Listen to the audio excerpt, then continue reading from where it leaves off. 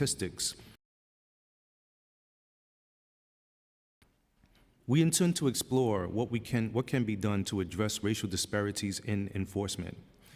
According to the NYPD's Vehicle Stop Report, in 2004, over 85% of vehicle searches conducted by NYPD involved Black and Hispanic individuals.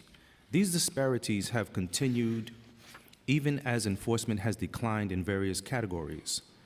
So while some call for more traffic enforcement in the interest of safety, others ask whether the enforcement that remains is being applied equitably. We also expect to hear how the NYPD is addressing challenges relating to ghost cars, illegal plates, and enforcement of laws related to micromobility devices, issues that are increasingly shaping the flow of traffic in New York City. In addition to today's oversight discussion, we are also considering a number of legislative items.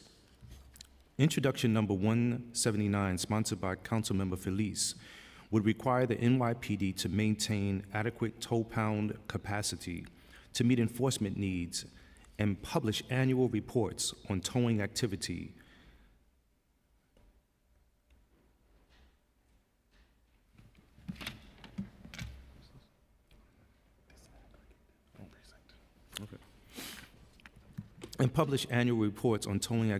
disaggregated by precinct. Introduction number 1252, also sponsored by Councilmember Felice, which would mandate NYPD verification of license plates and vehicle identification numbers for vehicles with temporary or suspicious plates, alongside quarterly public reporting on violations, immobilizations, and tolls. Resolution number 853, which I've sponsored, calling on the state to amend the vehicle and traffic law to allow vehicle identification numbers to be listed on notice of violation when license plates are missing, obscured, or tampered with. Resolution number 854, sponsored by myself, in support of Senate Bill 7621 and Assembly Bill 7979, which will require intelligent speed assistant technology in vehicles driven by repeat traffic violators. This hearing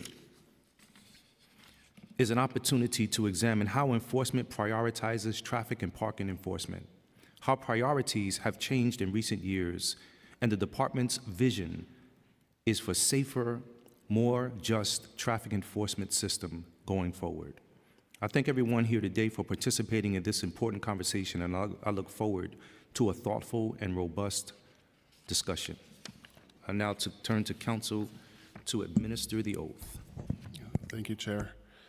Today for NYPD, we'll be hearing from Josh Levin, Director of Legislative Affairs, Inspector Brian O'Sullivan, and Chief Lola Obey. Can you please just raise your right hand and affirm the following: that you affirm to tell the truth, the whole truth, and nothing but the truth, and to answer honestly to council member questions. Seeing you all nod your heads and yes, you may go ahead. Thank you.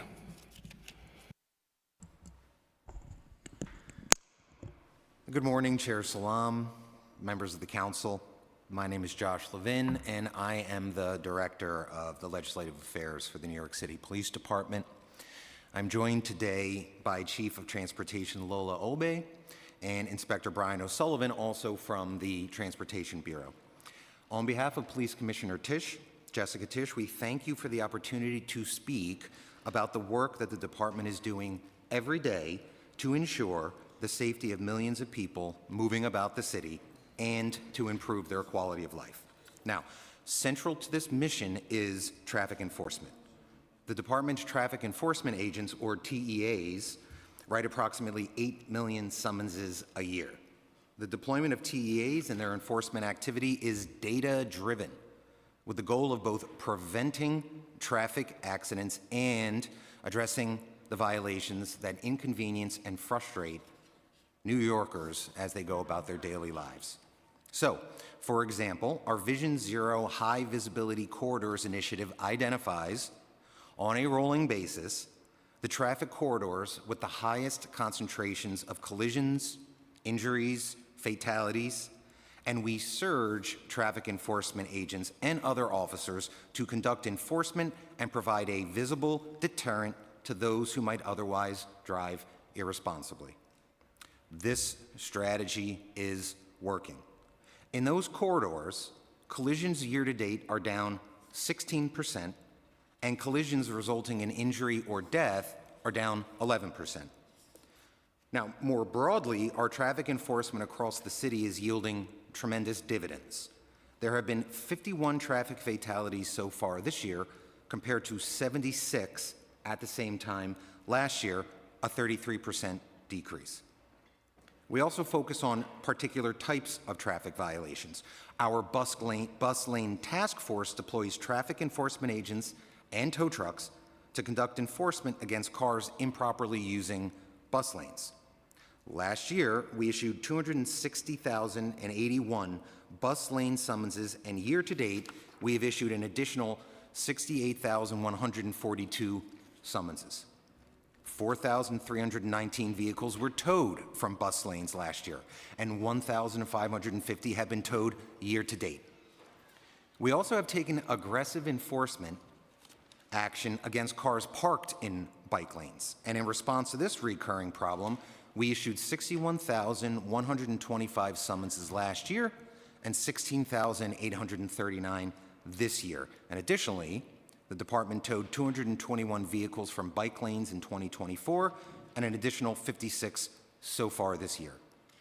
The key in all of this is to be responsive to what the people of the City of New York are telling us.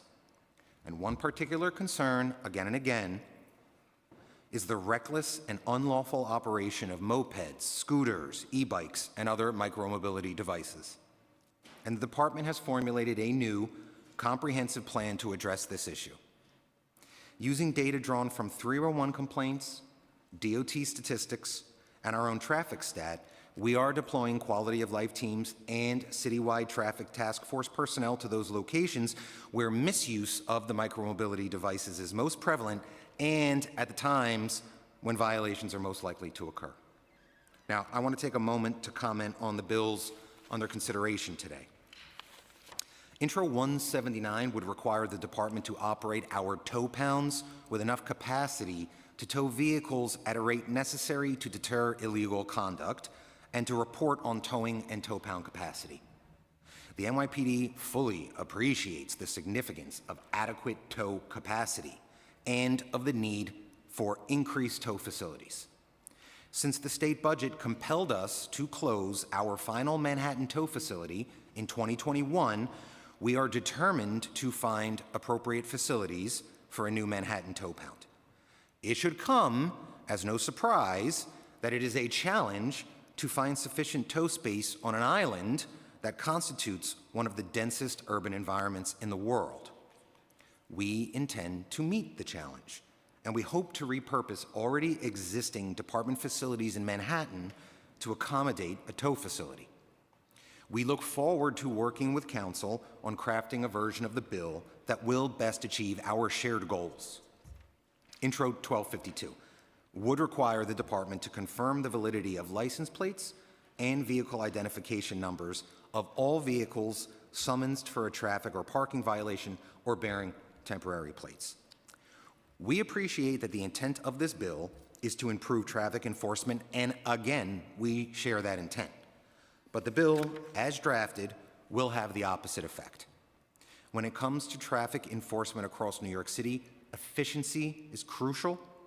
Our TEAs will typically write a summons in under a minute.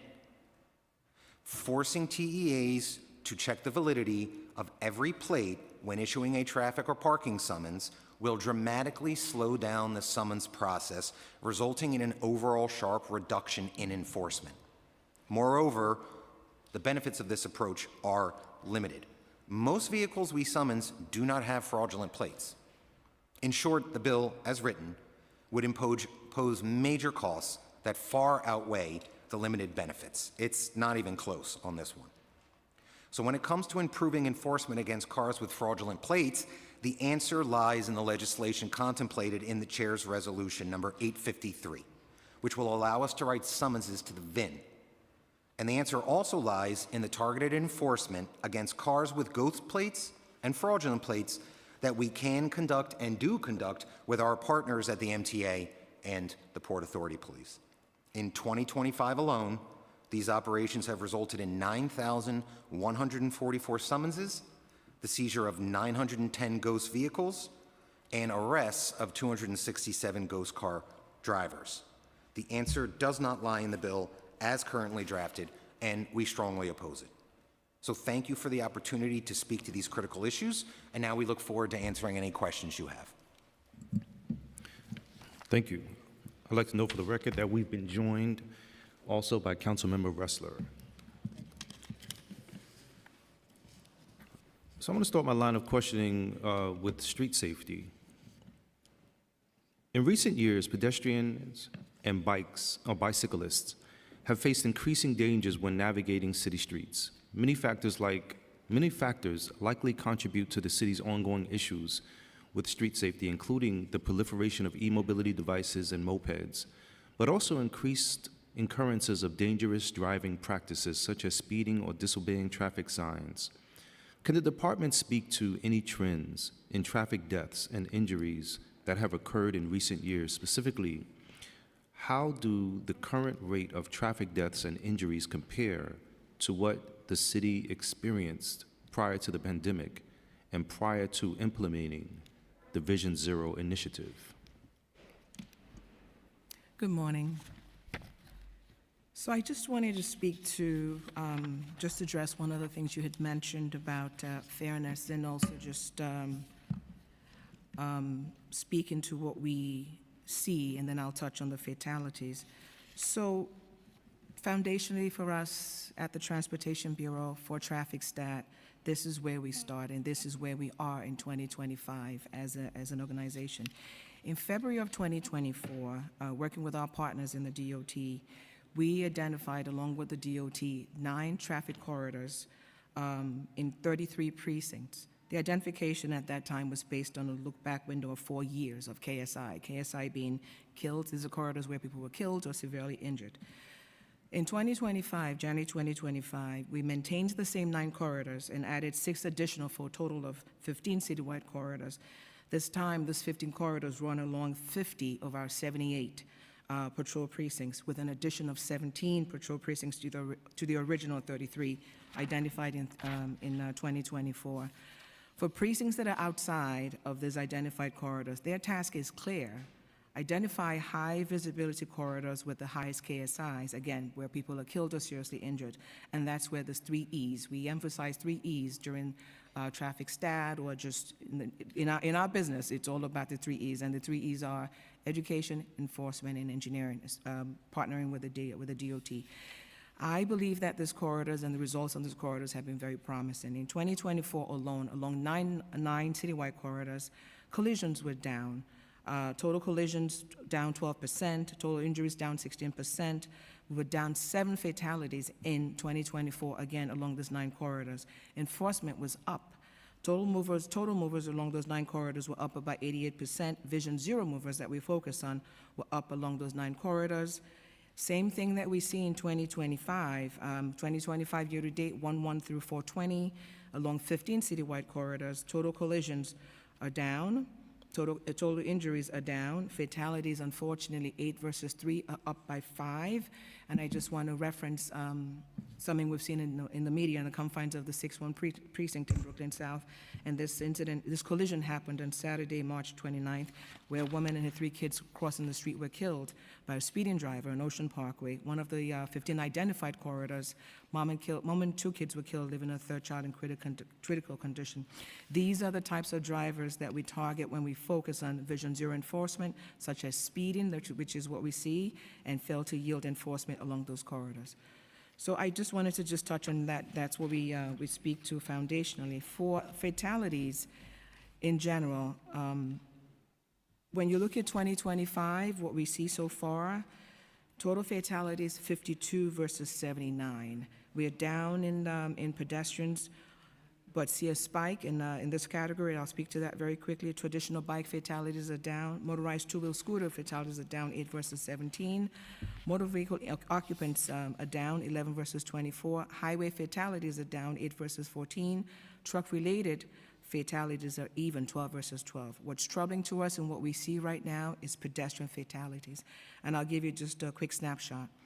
This year alone, again, 1/1 through 4/20, we have 32 versus 36 fatalities in this year to date.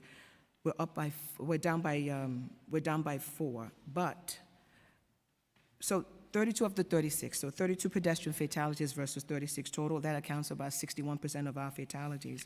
What we see mostly is 30 versus 33, that's on street levels, outside crosswalks, 9 versus 7, on highways, 2 versus 2. The worst times that we see is during the day shift with about 14. The worst day is Friday with 10. The worst boroughs, Brooklyn with 12. And the types of vehicles, truck / bus, we have 9 e-bike, 1 motor vehicle. We have 22 with 1 leaving the scene. Contributing factors, and this is where we focus our summonses, for the most part is driven by failure to yield to pedestrian and also by speeding. What we see that's troubling is an uptick in our senior fatalities. We say seniors, older adult pedestrian fatalities. Those are people who are 60 or older, and we have 14 versus 12. In that category, we're up by 2. So age group, again, from 60 to about 95, and locations where there's pedestrians are struck, mostly, again, intersections, mid-block, and we had 1 on the highway. What is the plan? So we know that 2 contributing factors drive fatalities, and that's, again, speeding and fail to yield. Speed enforcement, to match that, is up 20%. Year to date, we have 34,306 versus 28,646 from last year. And some of the criticism that we get is, oh, the police department, we're reactive to when things happen. What I just mentioned about Ocean Parkway. One of the things we do is we stay there because it is one of our 15 corridors, and one of the things we've done so far is to have an initiative on Ocean Parkway.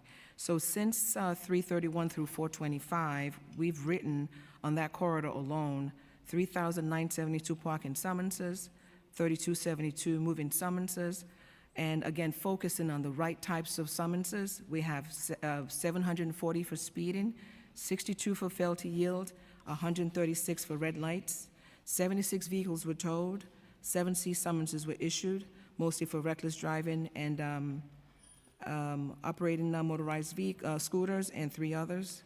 17 arrests, of which 5 were DWI, 9 vehicles were seized, and 37 truck summonses were issued just for that initiative for Ocean Parkway. But overall, for fail to yield summonses, again, because we see that this is a contributing factor for our pedestrians, we're up 14,302 fail to yield summonses versus 11,326 from last year. We also focused and have trained our officers on right old summonses, and that's Admin Code 19-190, and that's for failing to yield right away. Year to date, we have 1071 summonses that have been issued and 2 arrests made. Hazardous violations are up 10%.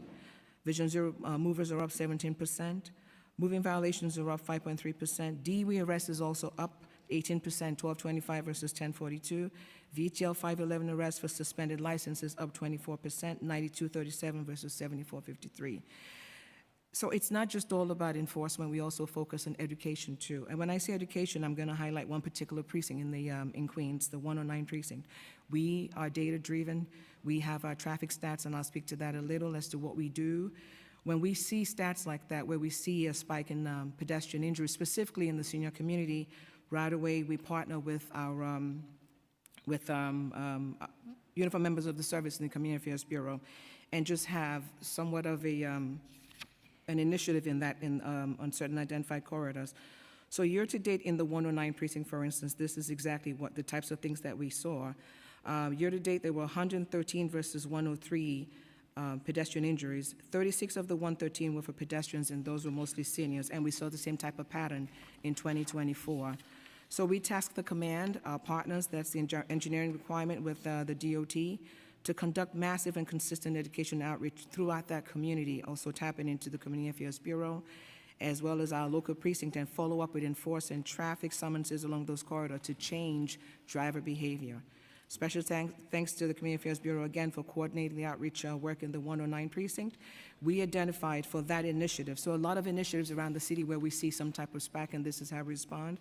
So 3 problematic intersections were identified. The outreach work was done over 3 days, and a lot of it just concluded with traffic safety overview, discussions on crossing safety, Vision Zero flyers in English and Korean. We also gave out pens, jacket reflectors, whistles, and reflection tapes were also distributed. My point here is that the focus is not just in enforcement, like I mentioned, but just one of the 3 E's, but also in education. In this case, we really wanted to keep our seniors safe. The engineering component is our officers have to prepare traffic intel reports. So far, we have about 570 year to date, and these traffic intel reports are given to the DOT, and it's a combination of enforcement type of recommendations, roadway designs, or roadway hazard. So just very, very quickly, this is just foundational for us. Thank you. How does the department respond to concerns regarding what many perceive as an increased disregard for traffic rules shown by cars, e-bikes, mopeds, and bicycles alike? So just want to make sure I'm understanding the question correctly. The question is, what is the department's feelings about the public's perception of what's going on with micromobility vehicles, or what are we doing, or what?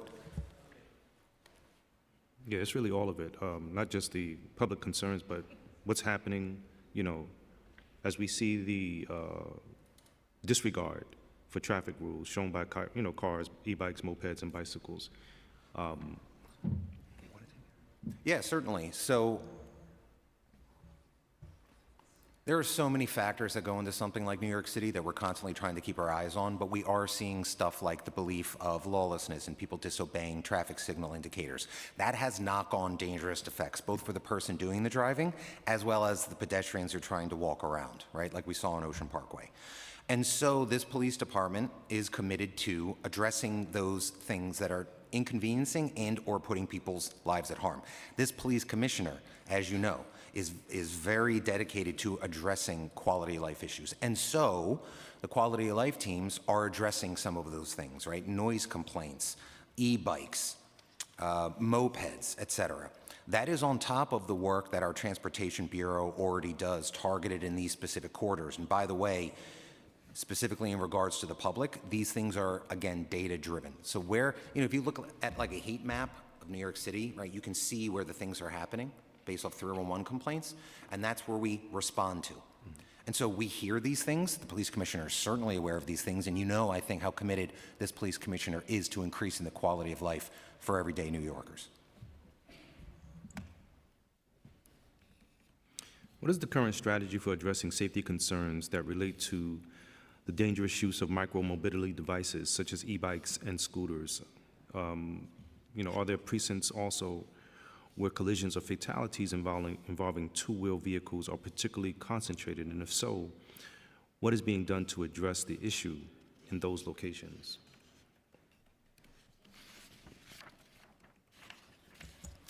So I'm going to take the first part of that question, like what are we doing? I think it's a two-pronged approach, right? There's education and there's enforcement.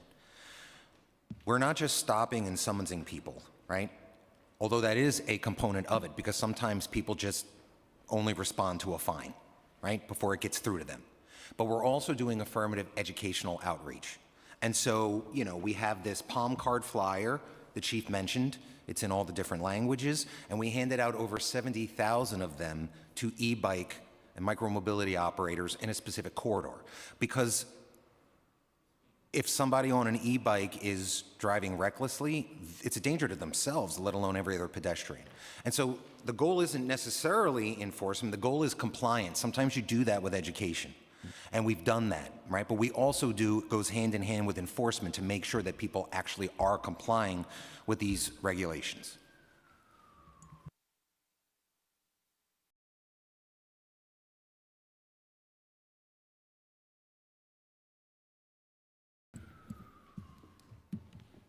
Thank you. Actually, I was wondering if the palm cards that you're talking about would also be something that council members can also get access to, so that we can share that information also in our districts, because we see things and we we're very concerned about these types of things as well as are the people that we serve.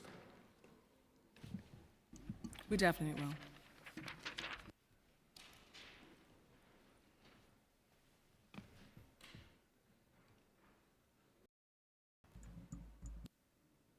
So I want to move on to traffic enforcement. Unfortunately, the data appears to show that NYPD traffic enforcement, a key pillar in ensuring safer streets, decreased significantly during the COVID-19 pandemic. In the years prior to the pandemic, the NYPD averaged more than 900,000 summonses for hazardous moving violations. Last fiscal year, the NYPD issued only 496,000 of such summonses, a slight increase from the prior year, but still well below the pre-pandemic levels. How does the NYPD explain the decrease in traffic enforcement that has occurred in recent years? And have there been specific changes to the department's policy that have led to this result? Okay, so I don't see a decrease. I just want to touch really quickly on the hard work that our agents and officers do daily. I can assure you that everyone's plugged in with the 3 E's I mentioned earlier that we emphasize during traffic safety. And again, education, and enforcement, and engineering. We work closely with the DOT as our primary partner and conduct other operations with multiple agencies. When we get to go complete operations, we'll talk about. The enforcement is there. Traffic agents primarily write parking summonses and manage tow operations, and our uniform officers write parking and moving violation summonses. So with traffic agents, currently we have about 2,000 traffic agents citywide. They write about 8 million summonses, parking summonses per year. That's approximately about 4,000 summonses per agent per year. So speaking to pre-pandemic numbers, I just want to touch on the fact that they're actually currently at capacity for the number of agents that we have. So in 2020, for instance, we had 1,853 agents. They wrote 7+ million summonses that amounted to about 18.4 summonses per tour. 2021, again, 1,793 agents. They wrote about 22.3 summonses per tour. 2022, less with 1,533, 24.4 summonses per tour. 23, 1,379, 26.3. 2024, we had 1,339 agents, and they wrote 26.7 summonses per tour. In 2025, we currently have 1,337 agents, and they wrote about 26.9 summonses per tour. Now, these are just level 2. These are TEA level 2s, not just all of the TEA agents. So I don't see the decrease. I think that we're actually doing more with less. I also wanted to mention our officers. They're also plugged in terms of the moving summonses that they're moving violations that they write. But again, when you look at I mentioned the results along the 5 corridors. Enforcement just total movers, we have 51,000. I'm sorry, I'm just gonna.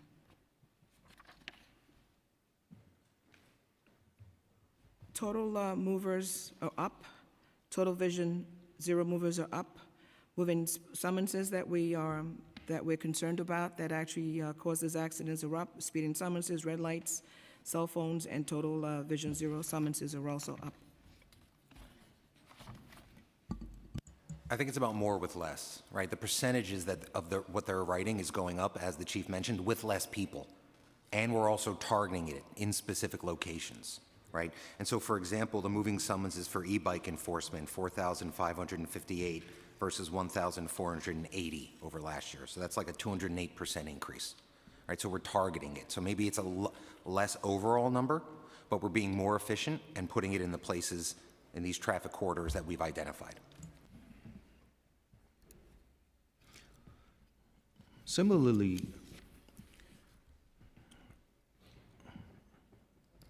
glaring is the decrease in arrests for driving while intoxicated.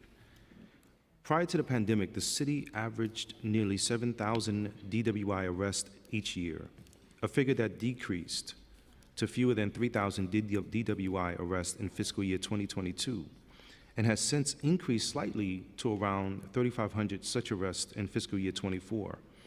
It also must be noted that DWI fatalities tripled between fiscal year 23 and fiscal year 24, increasing from 11 deaths to 34 deaths. Does the NYPD believe that there is a connection between the decrease in DWI arrests and the recent spike in DWI fatalities? And if not, what explains both of these trends?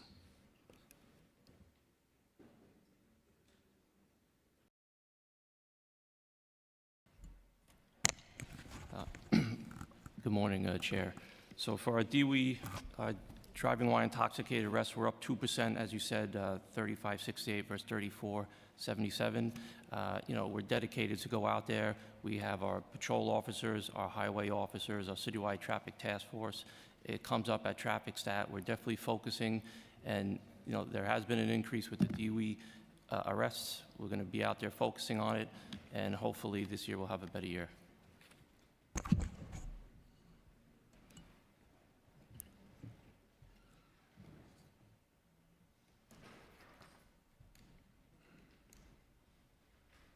Does the department have a strategy for decreasing the occurrence of driving under the influence? The strategies, that's the messaging to our officers? Yes. If you could just clarify that? Well, strategy to, I guess not necessarily just the officers, but with regards to the people as well. I mean, I know we have the Palm card to assist in making sure that we have a safer streets in New York City. We're just wondering what the strategy would be around decreasing, the occurrence of people driving under the influence.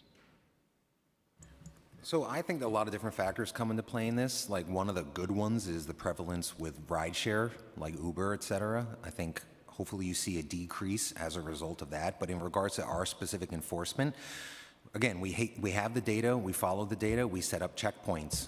One reason why we can't rely on cameras to do everything for us is because you need a human in the loop for a lot of this stuff. A camera is never going to know if a person is driving drunk. But when we conduct an actual car stop on the Bell Parkway or something, the officer can then make a determination if this person is intoxicated and possibly save that driver's life or other people's lives.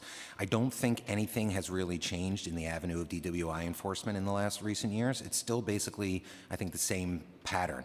In regards to the specific stats you asked about, I just feel there's a lot of factors that come into play, so I just wouldn't feel comfortable commenting on why that decrease may have happened for that one specific year.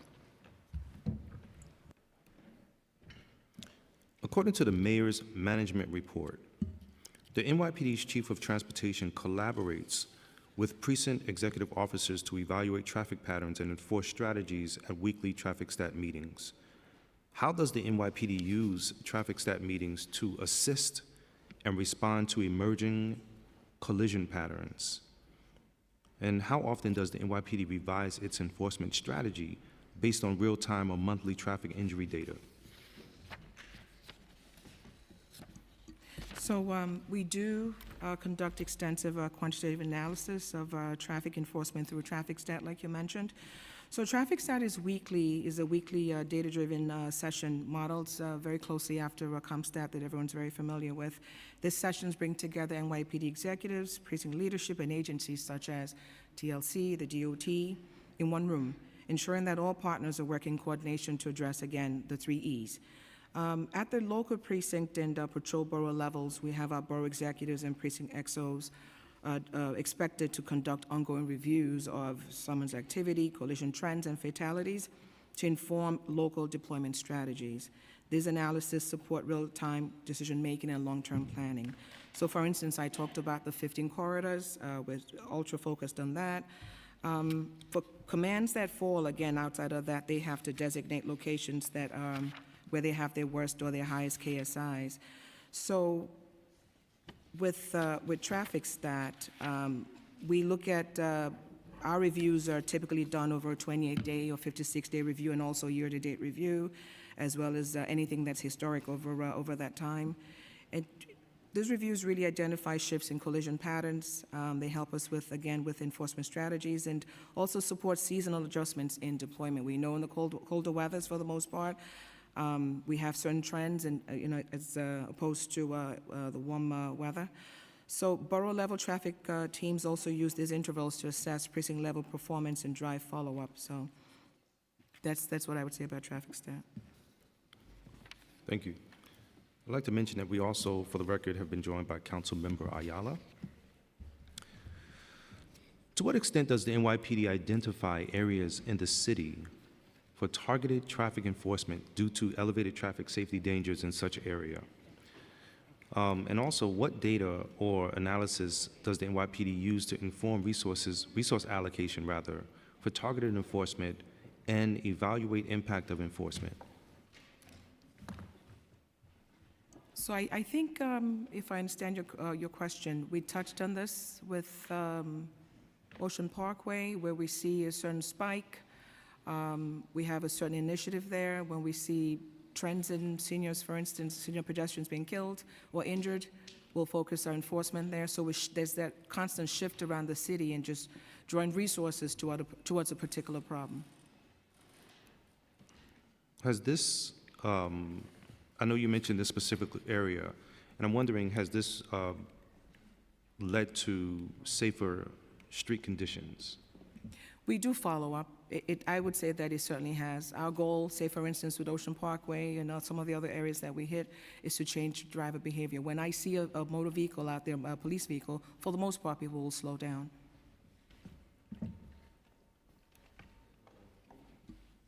like to mention that we've been joined also by Councilmember Rivera. How long does the benefit of increased enforcement last? I don't know that I have an answer to that, but we do our weekly reviews during traffic stat and attack problems as we see it during, with the different boroughs. But I don't know that there is one answer to that, one method to that, but it is a multi-pronged approach. As traffic cameras and other means of automated traffic enforcement become more viable with advanced technology, how does the NYPD anticipate expanding its use of technology to conduct traffic enforcement? So when you talk about speed cameras, that really lives with DOT. But what I will say is this, I kind of touched on this earlier, happy to leverage technology in a way that makes the streets safer, 100%, right? But I still think you need a human in the loop. You'll never be able to take a human out of the loop on this stuff for 3 reasons, right? Interdiction, identification, and education, right? Identification, because if you have an obscured plate, the machine's never going to pick that up. You need a human being to be able to do that, right? So that's identification. Interdiction, because you're not going to know if that driver is unlicensed or is DWI, and you can have DWI. You can have a little human being as a police officer make that arrest. A camera is never going to be able to do that. And the third thing is education. All right, cops have discretion when they make a vehicle stop. If the person's like, "I'm so sorry, I'm just racing home to get to my daughter's recital" or whatever, you can give a verbal warning because we're all human beings and we understand this happens to people. But it's also literally a chance to have a face-to-face conversation with the driver. And you can explain to the driver, on this corner last week we had a fatality, we had a DWI.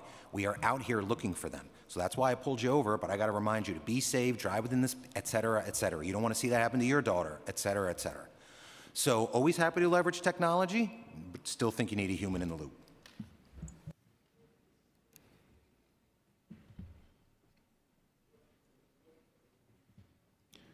This may have been answered, but are there certain types of dangerous driving practices or other traffic violations that would be well suited for automated enforcement using cameras or evolving technologies? And how could this reduce the need for officer-initiated traffic stops?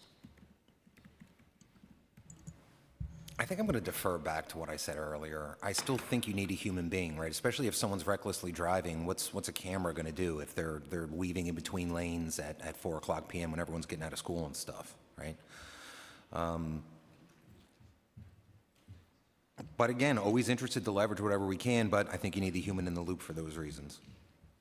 I want to move to traffic stops. Local law requires the NYPD to publish detailed information on traffic stops occurring in the city, including the demographics of people stopped and outcomes of stops. The data shows persistent racial disparities that exist across the board in terms of police action related to vehicle stops, most notably with Black and Hispanic drivers disproportionately represented in all vehicle searches, arrests, and use of force incidents.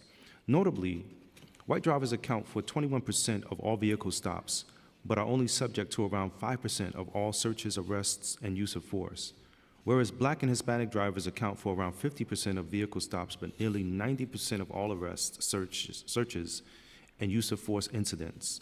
How does the NYPD account for racial disparities in traffic enforcement? Specifically, what explains the relatively low rate at which white drivers have their vehicles searched or are subject to arrest or use of force following traffic stops?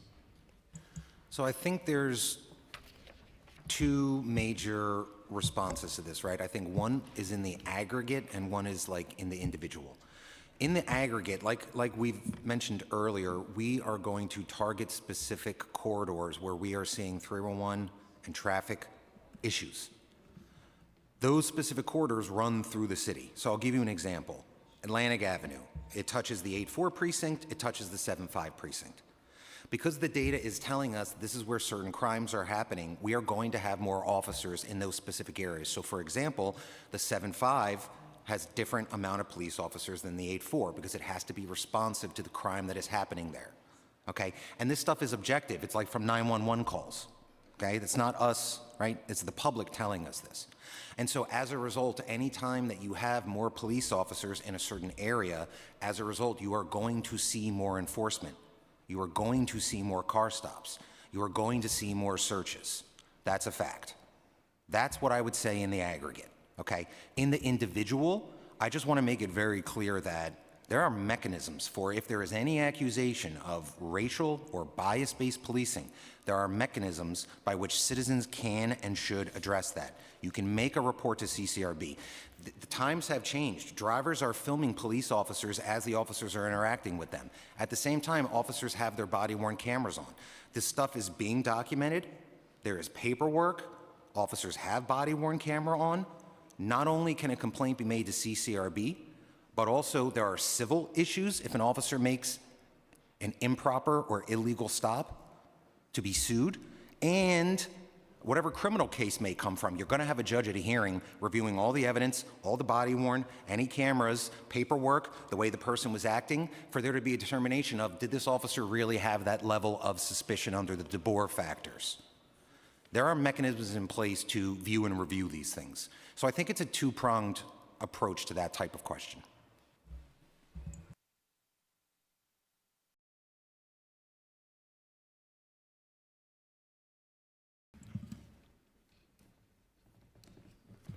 What are the most common offenses that lead to arrests following a traffic stop?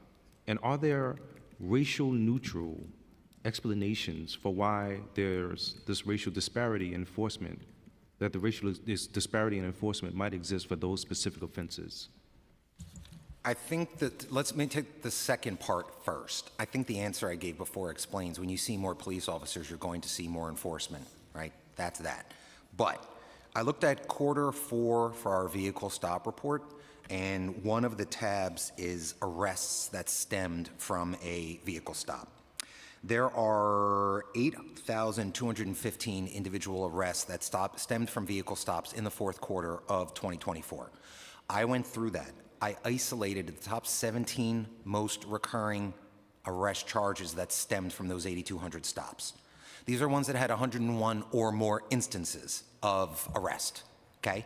The number one, by the way, the number one was vehicle driving related, motorist related, vehicle safety related, aggravated unlicensed operation of a motor vehicle in the 3rd degree. That was 1,700, okay? The top 5 are all vehicle traffic law. Some are in the penal law, but they're all about driving. So you've got unlicensed operation 3rd degree, possession of a forged instrument in the 3rd degree. I'm extrapolating a little bit. My guess is that's a fraudulent plate or a fraudulent driver's license. Okay? You've got unlicensed aggravated operation of a vehicle in the 1st and the 2nd degree, and then rounding out the top 5, possession of a forged instrument in the 2nd degree. So those are the top 5 or so of the 17 most recurring ones. And so if you go down the rest of the 17 of them, you'll see that the vast majority of them are VTL misdemeanor or VTL felony related. 40% or more. You're talking at 3,200 of the 8,000 arrests were VTL stuff. Unlicensed operation, license plate covered, DW, actually that 3,200 doesn't even include DWIs. All right, I just pulled the top 17. So that's what you're seeing in a breakdown. It's a lot of VTL stuff, and which is what we know leads to fatalities and concerns.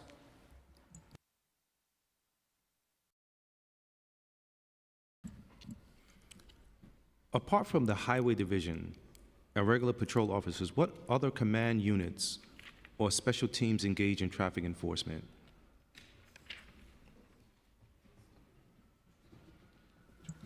So there's patrol, there's the Transportation Bureau, and there are, I think the big three are the Quality of Life teams, which I believe turn out under Patrol Services Bureau. I could be wrong, I'll double check that. But I think those are the three major entities that you were seeing doing this enforcement. And what percentage of all stop searches and arrests are conducted by specialty units such as the CRT or neighborhood safety teams? I'm not sure. I don't know. What percentage of vehicle stops result in retrieval of illegal firearms? Okay, so I looked at Q4 2024 again when I was doing this data review. Of the 8,200, I mentioned there were 8,200 individual arrests, right? Of the 8,200 arrests, 585 of them were CPF, criminal possession of a weapon related. So the biggest one was criminal possession of a weapon in the second degree, with the subsection being loaded firearm. That was 215 of the 585, okay? So, but just aggregate number, 585 out of 8,215 is 7.1%, approximately 7.1%. You can ask them what percentage of those are the 265 of the missing.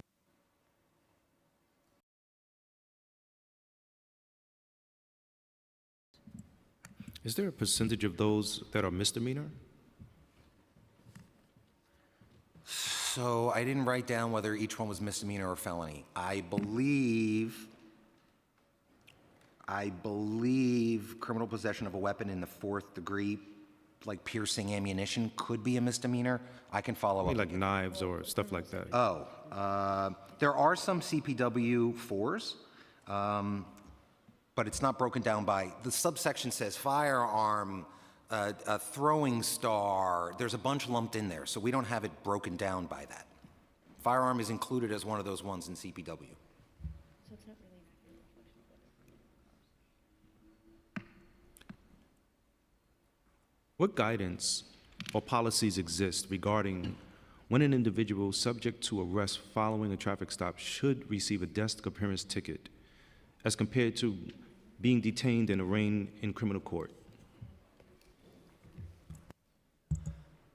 I didn't bring it with me. I can follow up with you. There are very specific criteria by when a DAT can and should be issued. It's not dictated by whatever form is being used, it's being dictated by department policy. There are certain factors that disqualify you from getting a DAT. I used to have them all. I can definitely follow up with you, okay? Yep, I definitely would like to see that. And also, if you can follow up, can you add the racial breakdown of the individuals who receive these DATs versus those who are detained and arraigned? I'm going to pass it to council members for questions, starting with Councilmember Caban. Thank you. I just also want to acknowledge Families for Safe Streets. I know that there are family members here that have experienced a lot of pain and loss, and it's not easy to come here and advocate, so thank you for being here. I want to start a little bit by talking about data, although I might as well already sign up for a second round. And I'm going to be referring to the newly released data report by NYCLU, the NYPD vehicle stops data. But I just want to start with this. And I'm going to ask you to keep your answers as succinct as possible. I might interrupt you. I have a lot of questions. Why are Black and Latina drivers stopped so much more often than their share of drivers? What do you mean by their share of drivers? So, for example, Black and Latina drivers represent approximately 22% and 23% of the driving population, respectively. Where's But that? they account for 32 and 30% of the traffic stops. So why are Black and Latina drivers stopped so much more often than white drivers? Where's that percentage coming from? From the report. The Night Clue report? Yes. Do you know where it comes from Night Clue, though? It comes from a survey of commuters coming into the city. And so, between you and me, I'm not sure that's the best benchmark by which to be... So you're saying that it's not true that Black and brown drivers are stopped more often than white drivers? Not what I said. What I said is I'm just hesitant to say there is a number who should be stopped based off a survey of who is commuting. Okay, so the my city. question for you is, why are Black and Latina drivers, putting the numbers aside, why are Black and Latina drivers stopped more often than white drivers? I think it comes down to where we see the deployment of resources, like I explained earlier. When you have more police officers in a certain area because you're responding to specific crimes, you're going to see more enforcement. So, racial bias. No, the department is not a racist, council member. I think that the data says otherwise, counsel. I'm going to ask my next question. The same report found that NYPD searched 83% more vehicles in 2024 than 2023. Can you explain the really large increase in vehicle searches? So I think it all depends on the conditions that the officers are seeing, and it depends on what the prevalent crimes that are being committed. We see surges of certain crimes. So no, I think it depends on a lot of different factors that are even micro-community related. So you can't explain an 83% increase over a year span in searches. You can't say with any particularity any things that contribute to that massive increase. I mean, other than our mission is constantly to respond to the crime trends that we are seeing so we can maintain lawfulness in the city. And so as those things push and pull, we respond to them. And obviously, as you said before, when it comes to stops, cops have discretion, right? You testified. Cops have discretion. What to do I'm not after a fighting stop. you. I'm just trying to just No, make that's sure a I yes or no question. You Do testified police that officers when have a stop gets discretion? made, cops have discretion. Like in writing a summons or giving someone a verbal warning? Yes. What to be done after a stop? Cops have discretion, correct? That's what you testified. You testified cops have discretion. It's really easy. I mean, we can roll back, we're going to move on because we can just play the tape later. So with that discretion, we've seen also, again, an 83% increase in searches. Why are Black and Latina drivers treated so much differently after they're stopped? And I'm asking specifically about searches. Why are Black and Latina drivers treated differently when it comes to a vehicle search? I think it goes back to the individual. It all depends on what that actual specific officer is seeing in those specific circumstances and the specific crime trends that they're responding to. So are you saying that Black drivers much more often than white drivers after being stopped are exhibiting the necessary information, evidence to allow for a legal search of the vehicle? I think there are so many factors that go into whether a search is done. I'm not comfortable saying writ large something like that. What I am saying is that officers have to find a particularized suspicion in order to search a vehicle or even ask for consent to search a vehicle. Okay. And do you think that Black folks are committing crimes at higher rates than white folks? Of course not. But what we are seeing is specific Okay, so data then why are that Black makes drivers us searched at a respond. rate roughly 10 times greater than the rate that white drivers are? And Latina drivers are being searched at a rate roughly 6 times greater. Why is there that disparity? I think it goes back to what I said before, but I think another important thing to keep in mind is that plus 50%, 56 to 61% of these searches are consent searches. Yeah, because Black and brown drivers are afraid they're going to get killed by the police.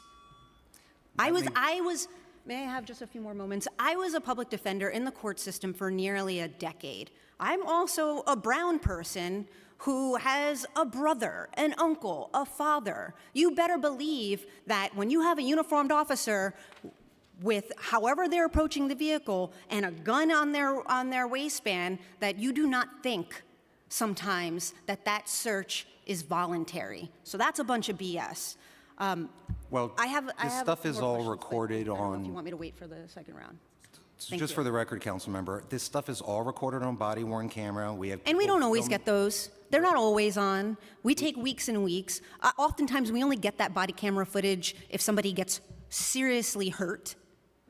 There's paperwork that is filled out in connection with a consent And search. you have not answered the fundamental question of why black and brown drivers are getting stopped more, getting searched more, getting arrested more than white drivers when they represent a smaller amount of the population of drivers at large. Yet you want to say that there is no racial bias involved, and the data says otherwise. And I'm sure you're also aware of the Right to Know Act, so officers have to voluntarily explain what the purpose of the search and the consent search is and get affirmative consent from the person. And I'm a So- criminal defense lawyer, and I know that that doesn't always happen.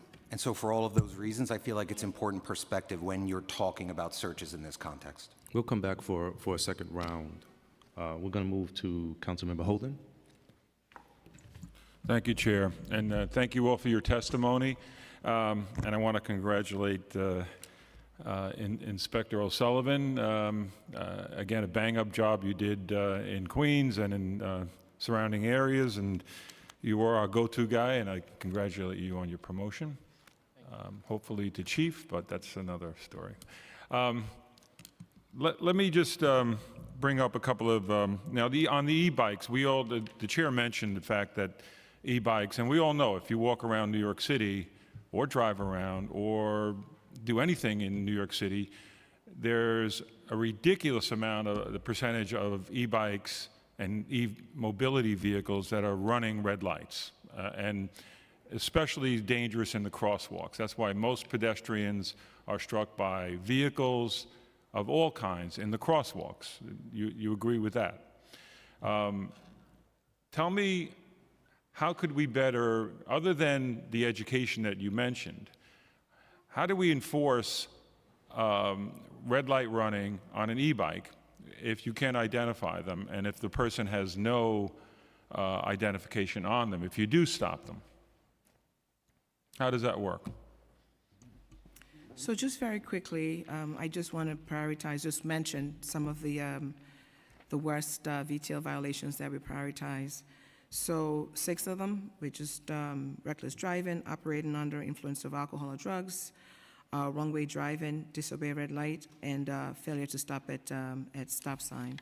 So I just also want to just mention that we currently have a plan that's been rolled out as it pertains to e-bikes.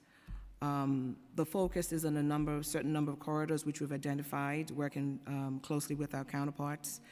And to your point, Brian, can we just speak about how we identify? The identification process you're concerned about when most of these riders don't have identification on them. Right. What do we do? So with this e-bike plan, we identified these corridors citywide, which have high complaints of e-bike and micro-mobility areas. So as you spoke earlier, a lot of these people riding e-bikes, they don't have a driver's license. And we did a big campaign since October, and we handed out over 80,000 flyers for the education part. But there's more to education. So right now, during this rollout of this new enforcement, is we have concurrent jurisdiction from the VTLB summonses to the criminal court summons. And with these 6 violations we identified, we're going to utilize the criminal court summons instead of the B summons. And it doesn't matter if you have a license or not. So if you're out there and you're operating this recklessly, you'll be issued the criminal court summons. If they have no ID? So then we'll, run their name, make sure that they don't have a warrant, and they'll be issued a summons. If they have a warrant, then Yeah, but how do you know that they're John Smith? Let's say my name's John Smith. How do we know if they don't have ID?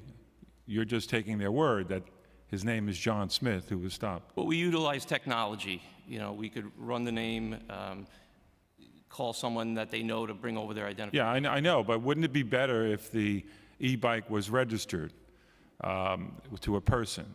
There's an ID on it. There's a license plate. They can be also caught by cameras if there was a license plate. Would that be better? The registration portion of it is difficult because e-bikes are not considered to be vehicles. So I think that's a logical. No, but my question is, if they were registered, some municipalities do register them, because then there's accountability. If somebody runs a red light, they could be caught by a red light camera, or if they are stopped by a police officer, they could be issued a summons based on their registration of the vehicle. So would that work? Would that work better for the police department? It's something we'll consider. We'll go back and take a look at it. Right. All right, on the, I have 33 more seconds left, but on the corridors that you mentioned, could we get the location of the corridors that you're, you don't have to say, give it to us now, but after, after the hearing, could we identify those corridors? And then my backup question on this, many pedestrians are being struck by trucks that are essentially illegal in New York City, 53-footers. They seem to be, we're looking the other way because now I see most tractor trailers are in that variety that are illegal to operate on the streets of the city of New York. Even, they need a special permit even to go through. Yet, in speaking to the leadership in the NYPD, it's something like we're just kind of, we don't have the staffing level to enforce this. Could you tell us how many 53-foot illegal operations were issued in fiscal year 24 for 53-foot trucks? Good morning, or good afternoon. So for the last few years, there's been a huge uptick in the commercial truck industry, especially the larger trucks that you mentioned. The department has focused a lot on, once again, education and enforcement. Queens alone, in Southeast Queens, we've done numerous large-scale towing operations to tow these trucks. There's other hot spots in Brooklyn South and in the Bronx. And we did have a task force over the last year or two where we worked with EDC, DOT, and they just rolled out a new pilot program, excuse me, where there's new locations for these larger vehicles to park, and it won't inhibit the residential parking area. So going forward, it's going to be about education, it's going to be about towing more, and once again, these vehicles are very big, so tow space is very critical. We also have some new technology with the barnacle we've been using in these areas, and our Code 6 and Code 78 for the overnight truck parking violations, extra enforcement, especially overnight. Thank you. Thank you, Chair. Thank you. We'll now move to Councilmember Joseph. Thank you, Chair. Just as my colleague mentioned, is it possible you can share the corridors that you mentioned, the 15 corridors and the precincts with this committee so we can see where they are? And on Ocean Parkway, how far are you going in that visibility? Because I also share Ocean Parkway in my district. Just want to know how far that part is going in terms of enforcement, and because that whole corridor, that whole Ocean Parkway right by the circle is also very dangerous. And I think it also contributes because of street design. So I don't know if you ever look at the way the street is designed, it also creates a safety issue as well. How do you work with DOT post-accident? Because I also lost a couple of constituents in my district to cyclists as well. So after an accident, how do you work with DOT to improve that corridor? Is there anything, and I've been constantly calling on Dorchester to be looked at, and that's why I'm a very big proponent of supporting daylighting, because I have a senior center right by Dorchester and Marlboro, and the cars are speeding all the time. I have an elementary school right down the block, PS 139, and students are interacting in that space, but DOT said they were gonna do the study. They said there was nothing, but the time they decided to do the study was when the kids were out. That doesn't help.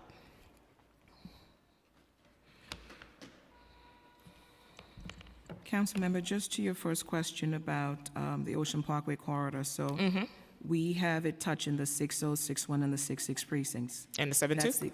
Because it overlaps with 7-2 and 6-6. That's my corridor.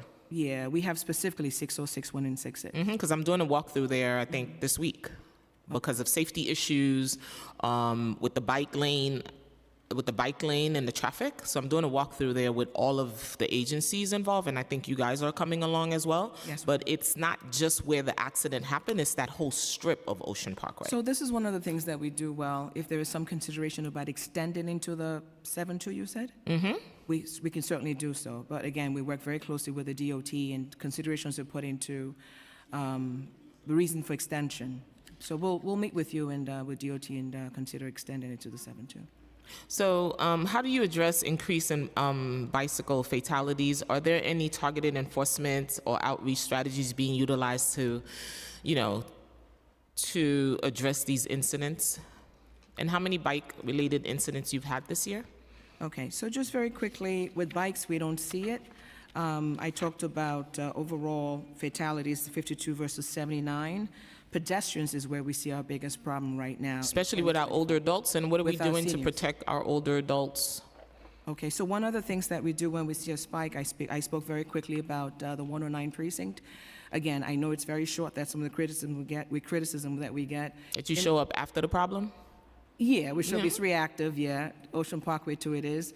But, I don't think it's reactive. There's a mix of both. It is proactive because our officers are there along the corridors and we see the work that they do. And again, we focus not just on all summonses, but we know summonses that actually are the worst contributors to this types of incidents, failure to yield, speeders, that type of thing. So again, total fatalities, 52 versus 79. What we see that's troubling are the pedestrians, specifically senior pedestrians. Traditional bike fatalities, we have 1 versus 2.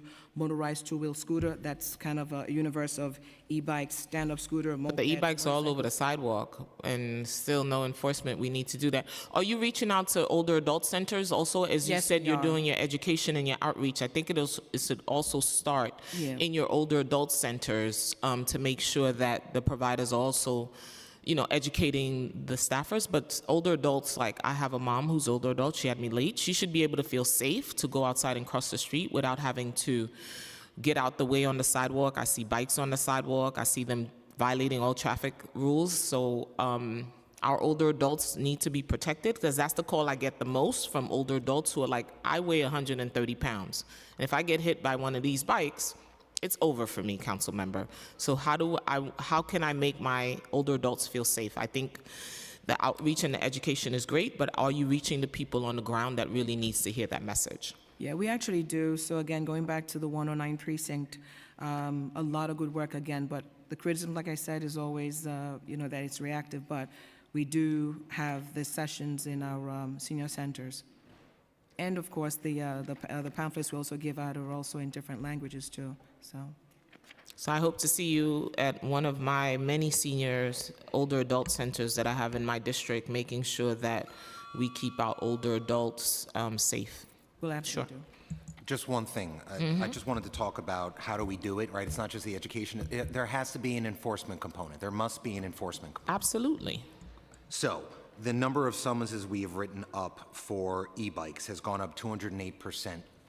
So we hear it. It's never enough. We know, right? And we're trying to do the things that need to be done to keep people safe. I can't imagine, my mother walking, she's 75, right, and getting hit by... Mine is 90. Hurt. So I can't imagine. So So what happened to repeat offenders? Let's say you give somebody a ticket before and then you're ticketing that same person. What happens to repeat offenders?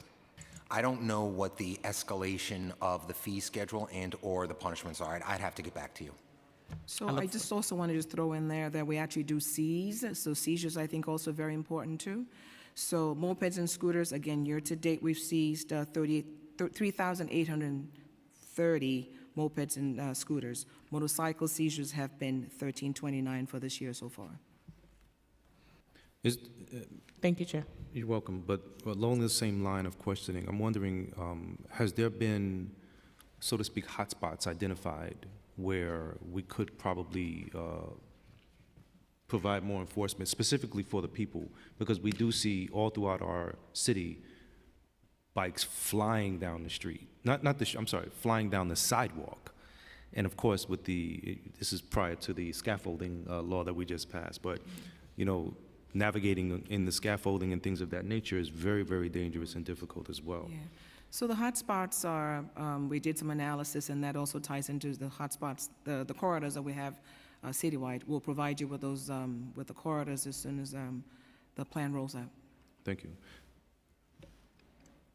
The quality of life teams, too, are data-driven, and they're targeting specific areas where we're seeing these things happen. Thank you. Going to move to Councilmember Ressler. Thank you very much, Chair Salam, and really grateful for you holding this hearing today on such an important topic. Firstly, congratulations to Chief Obey on her appointment. I guess it's a month now? Is that right? Okay. So you're getting up to speed. And I just want to also thank Chief O'Sullivan.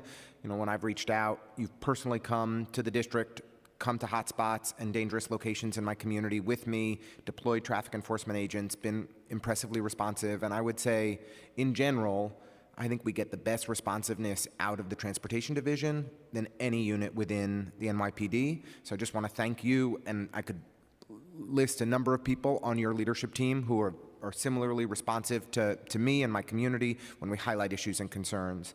So just, I really do appreciate it. I continue, though, to be really concerned about rampant illegal parking in my community. If you were to walk around downtown Brooklyn today, you would find many hundreds of illegally parked cars on just about every single street.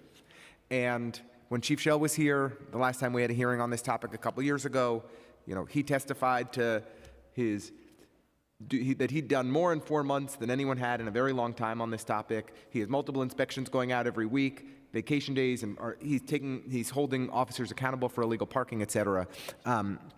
We've seen no improvement while Chief Shell has been in his leadership positions, no additional attention to the illegal parking issues. And it's dangerous, right? We have cars that are parked on sidewalks, parked in intersections, parked in bike lanes, parked in bus lanes, and there's no accountability because the worst offenders in downtown Brooklyn are the men and women of the NYPD. And it's really, really frustrating. The illegal parking that we see around every single precinct in the city of New York, or 95% of precincts in the city of New York, is chronic, it's endemic, there's never any improvement, and it's incredibly disappointing. So just firstly, is this a priority of yours, Chief Obey, to actually finally rein in rampant illegal parking in downtown Brooklyn and other communities across the city and around NYPD police precincts? Okay, so we're just going to address that piece by piece. Yes, I am committed to ensuring that we address these issues in your district. So I'm going to go as far as O'Sullivan has done with you. I come out for a visit. I'm actually visiting a number of council members, so I'll come out and take a look.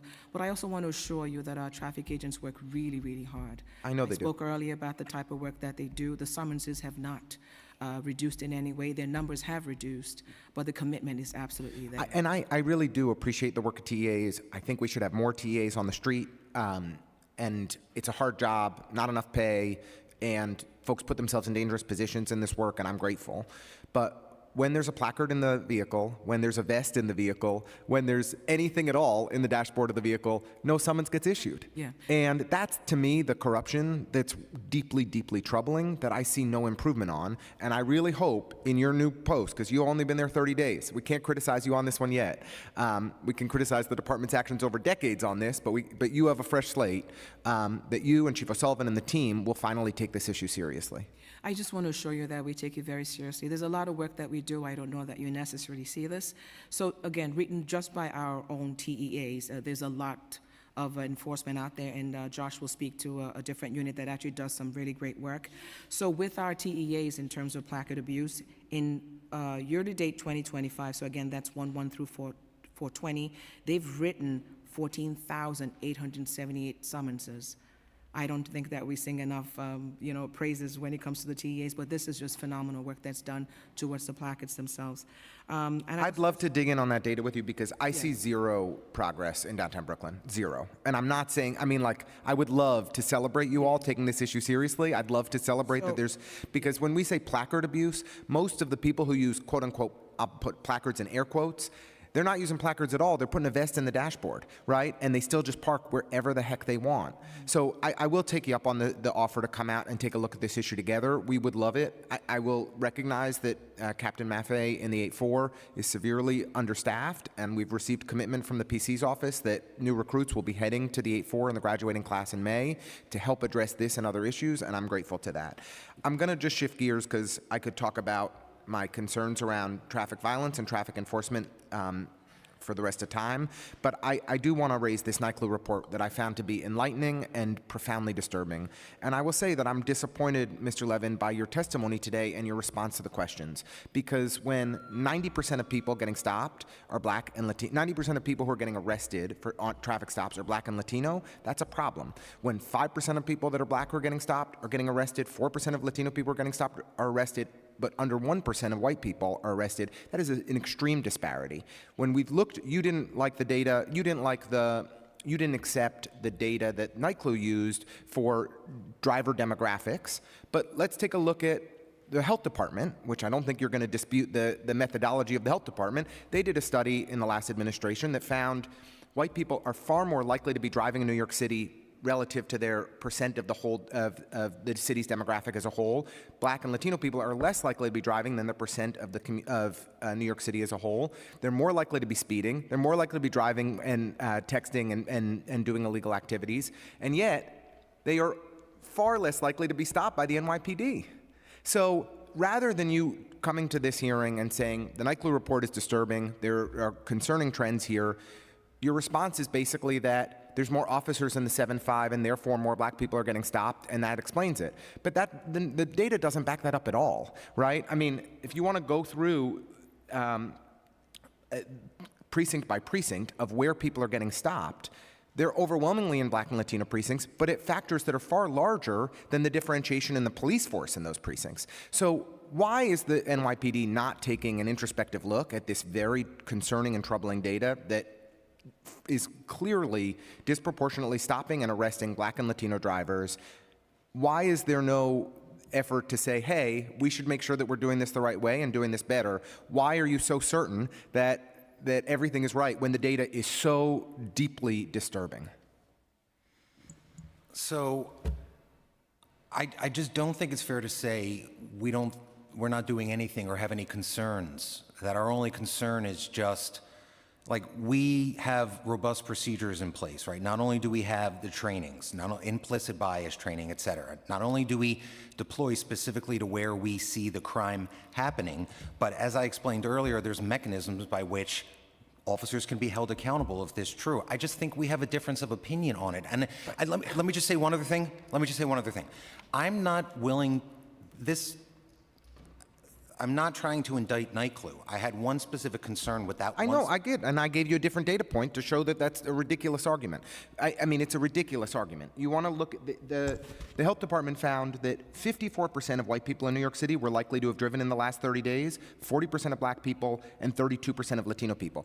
Black and Latino people are much less likely to be in cars. They in aggregate represent 49% of the population, but are far less likely to be drivers on the road than that percent, yet are 62% of the stops and 90% of the people arrested. The data is deeply, deeply disturbing. Can I comment on that? Please. I guess this is what I would say, and be more than happy to have ongoing conversations, your place, my place, wherever you want to do it, okay? But for the sake of this, there's just, if white people in the DOH study are committing more traffic violence, right, just quoting them, if you have less police officers there, it's not going to be interdicted the same way when you have more police officers in different areas. But come on. I don't think that's a cop-out. I think that's... But let's go through this then. You're saying East New York, you gave an example where there were 55,000 people stopped last year.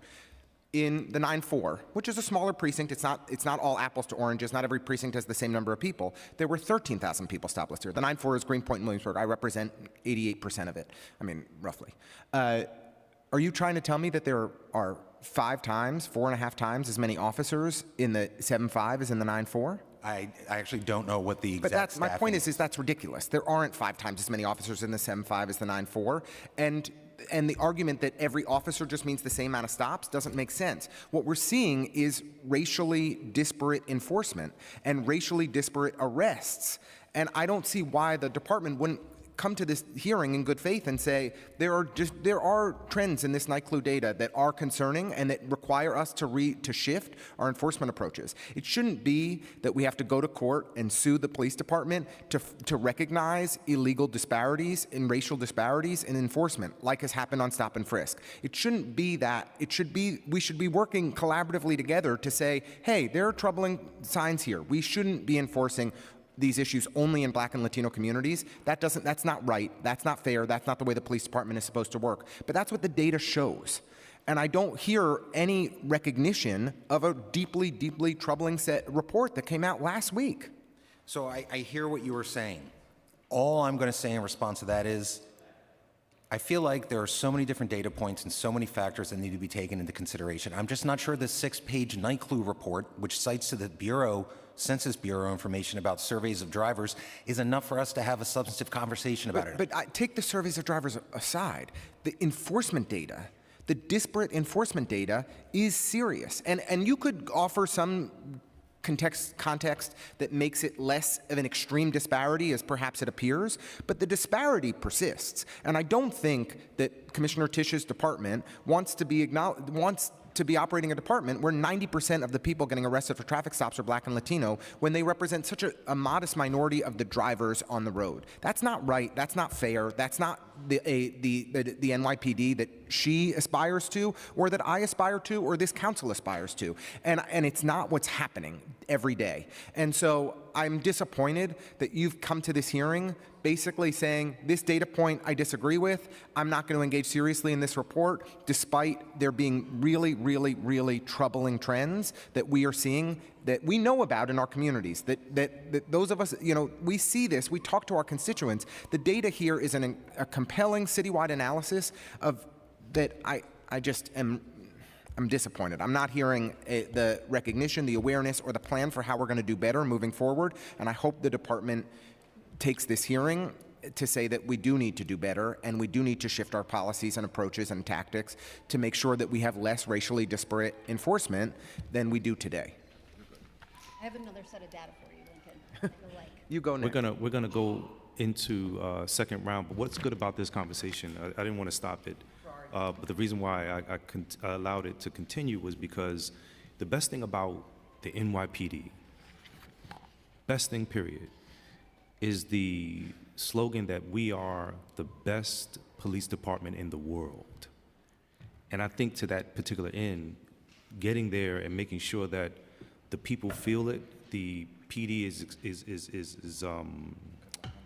showing it on all levels is really, really important. So I'm going to pass for a second round to Councilmember Caban. Thank you. I'm going to build on what Councilmember Ressler was saying in terms of the department's responses, which were, needless to say, a bit lackluster. But talking about that disparity specifically, right? White people account for 21% of stops, but only, and this completely throws out your argument about what happens and where the officers are being sent and that determining what happens. The data that we have is for enforcement is from the NYPD's own data. And we know that white people account for 21% of stops, but only 5% of all searches, arrests, and use of force. We know that Black and Latino folks account for almost 90% of all searches, arrests, and uses of force, while being around 50% of the stops.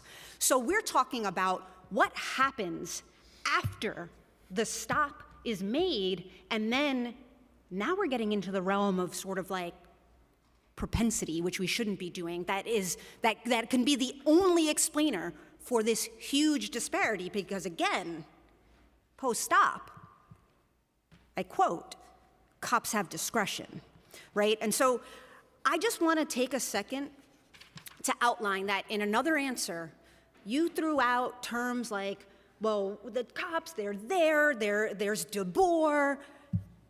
The people up here, besides me, don't know what DeBoer means. So you throw that there, they continue with their questioning, and like, that's fine. Then I question you, and I say, after you make the stop, what is it that the officer's seeing in the car of a Black or brown man that is so wildly different to result in the search, the seizure, the arrest, the use of force, and you cannot articulate what you're being seen when that's the plain language of de Boer. That's de Boer.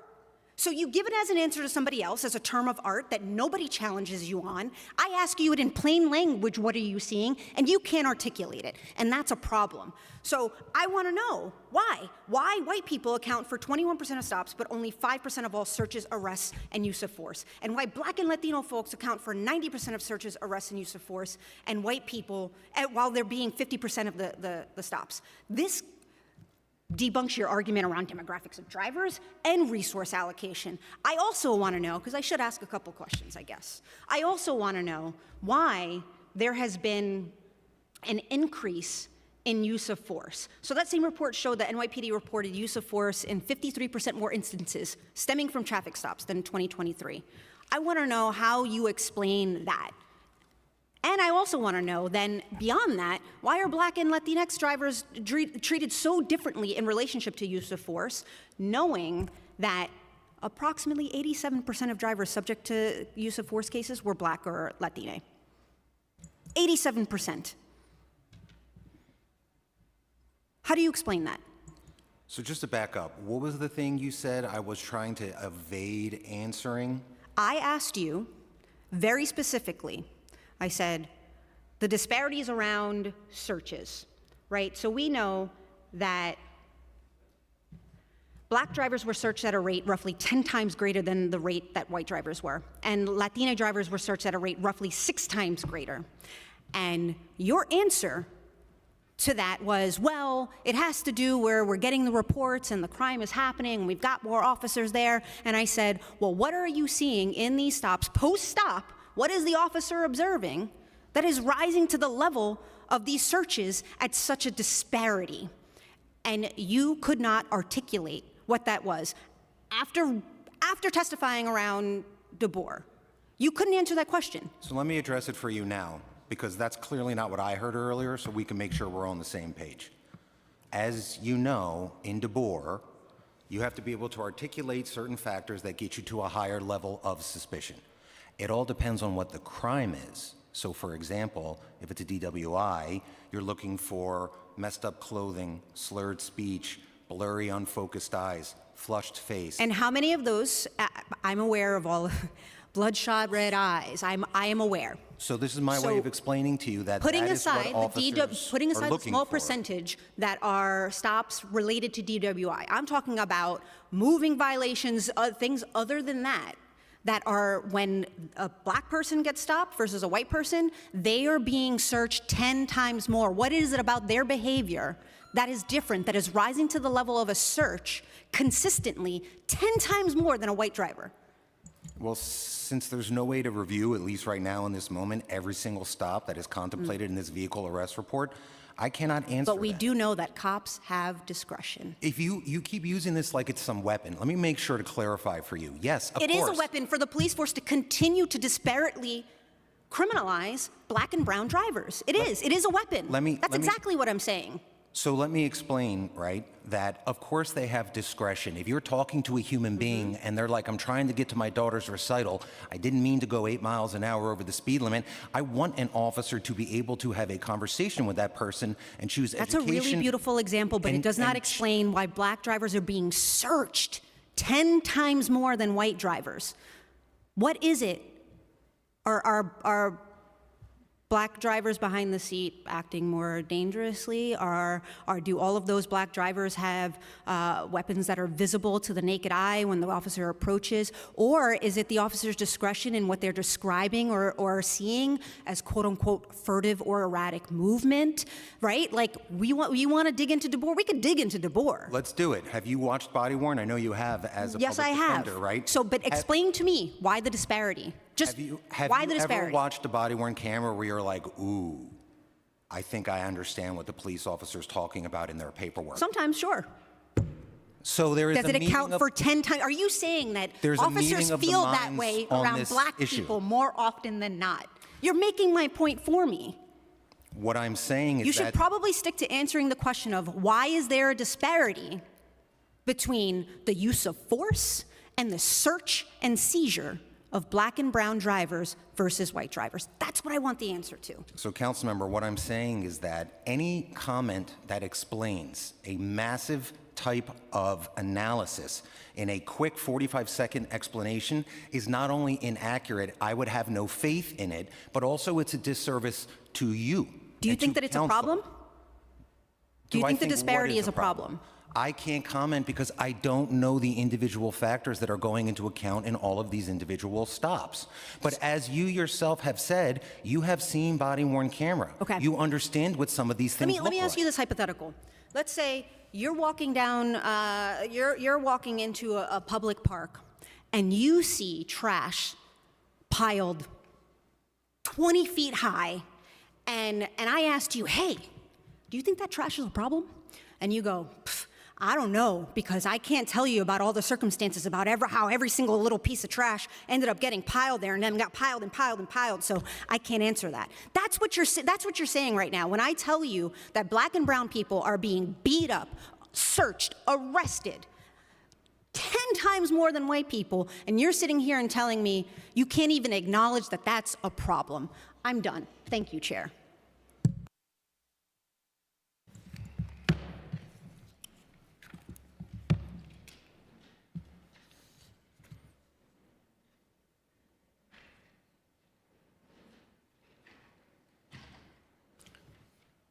Well, this brings me to parking enforcement. Data from recent years on NYPD enforcement shows similar decreases in the issuance of parking summonses, while neighborhoods citywide have seen the increasing prevalence of illegally parked vehicles, including dangerous practices such as blocking access to fire hydrants, sidewalks, and crosswalks. In fiscal year 24, the NYPD issued over 8.2 million parking summonses and towed more than 41,000 vehicles, a significant decrease from fiscal year 21.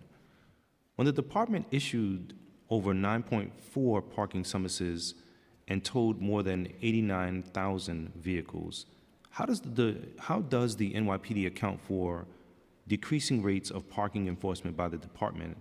And have there been any changes in the staffing of traffic enforcement agencies or other department policies that has contributed to fewer parking summonses being issued? Chair Salam, I just wanted to, I touched very briefly on doing more with less. I gave the stats earlier. Right now in 2025, 1,337 agents, and they average about 26.9 per tour, versus, say, 2020, just going through 2020 to 25, 1,835 agents with 18.4 summonses issued per tour. So the work is there. They're certainly doing a great job. And you talked about towing. Did you touch on towing very quickly? Because you had a number of questions, yeah? Okay. So year-end 2019, you're right, the high of 105,800 tows. We do see that dip in 2021 again because of the closure of the Manhattan Pound.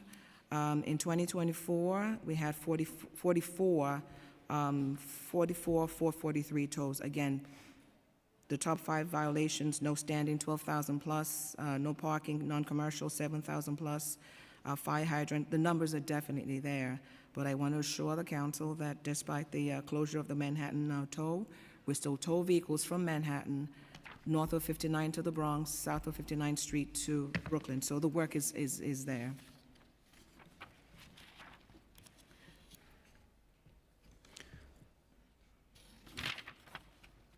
So the NYPD has previously cited to the loss of tow pound capacity in Manhattan as the reason for decreasing rates of vehicle towing in recent years. Can the department speak to the need for more space to tow illegally parked vehicles, and what steps has the NYPD taken to obtain a new pound location? Many, many, many, many steps. We will be the first to agree that it is important for us to have this pound capacity, straight up. So, just by way a little bit of a background, the state budget passed in 2021, to 2020-2021 budget, the Hudson River Park Act, which was amended, which required us to cease our occupancy of the tow lot that we had there. That was over 200,000 square feet. It's a lot of space. And so since then, our capital project scope development was undertaken between January of 19 and March of 2020 in anticipation of having to vacate the pier. So we proactively started looking for locations. But as I explained earlier, it's an island, there's only so much real estate, it's one of the densest urban environments in the world. Any council member in Manhattan, you want to identify a space in your district, right, for us to put a tow, we'd be more than happy to do a site evaluation. But we've explored automated, we've explored surface options to replace all of that. Some of the costs didn't work out, had a cost between $334 million, $500 million. But I think the important thing is we are continually and actively engaged with DCAS to explore locations in Manhattan, which could meet our operational need, including evaluation of other city sites that hopefully we could maybe repurpose or use. We're also repurposing other department facilities. So although they can't really be used for a tow, because I think 90% of all vehicles are picked up from the tow lot, about 90%. So there's a lot of back and forth and the trucks are wide. We're even looking at other department facilities where we could put long-term storage cars that are connected to like an ongoing criminal case that don't have to be moved in and out constantly. So we're 100% aware of this. Nobody wants more tow space than we do. It's a very tough circumstance that we're in though. So that's all the work that we've done, and we continue to do work to try to isolate and locate a new tow facility. How does the department determine when a vehicle should be towed versus given a summons or immobilized? Well, vehicles that are clearly in violation, parking violations and bus stops, double parkers, that type of thing. So when there's a parking violation, that those are the things that we consider. How often does limited tow pound space prevent officers from towing illegally parked vehicles or vehicles without proper licenses or registration?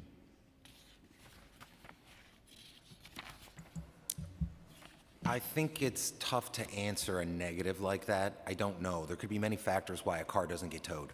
There's human error, theoretically. A traffic enforcement agent misentered in a license plate or typed in something wrong. I don't know. What I can say is we're talking about 1,200 approximate capacity with our tow lots, and 90% are picked up, so there's a large amount of cars that are coming in, coming out nonstop. I don't know. I'm not quite sure we can answer that. I'm gonna pass it to Councilmember Holden for a second round. Thank you, Chair, for the second round. Inspector Sullivan, I think we spoke about this before, but I've had a lot of, through your help, a lot of vehicles towed with improper registration. Many of them are trucks. They have regular plates, and no commercial plates, but they're improperly registered. We got them ticketed. We got them towed. Next day, the truck is back on the street. When they pick it up at the tow pound, when the person who owns the vehicle picks it up, he can't drive it off with the improper registration, can he? No, technically, if the car is not registered, doesn't have insurance, he has to hire a legitimate tow truck. A tow truck, but you give it back to him, that person, with a tow truck, and then the next day it's back on the street. Is it possible to require them to show the proper registration before they pick it up? Or they just have to show that they own the vehicle? Due to our constraints, if they come there with a licensed tow truck to tow it out, we have to release it. You have to give it to them. So we have this vicious cycle, because I've been, it's like this, this truck it's a big truck, and it has suburban plates, regular plates, and it's back on the street. Now it's been several years. So it's like this vicious cycle. We should have some kind of way to do it. By the way, another problem that I have on 311, when I use the 311 app, is that you could see by driving around the neighborhood where many vehicles, on every block, there's 3 or 4 of them, have a film over the license plate, and it blurs out the numbers, especially at night when a light is shined on it. And yet I can't get those summons. Officers don't know that there's a film, but you can see it when you shine your vehicle light, especially at night. You can actually see it. You can see it in the daytime too.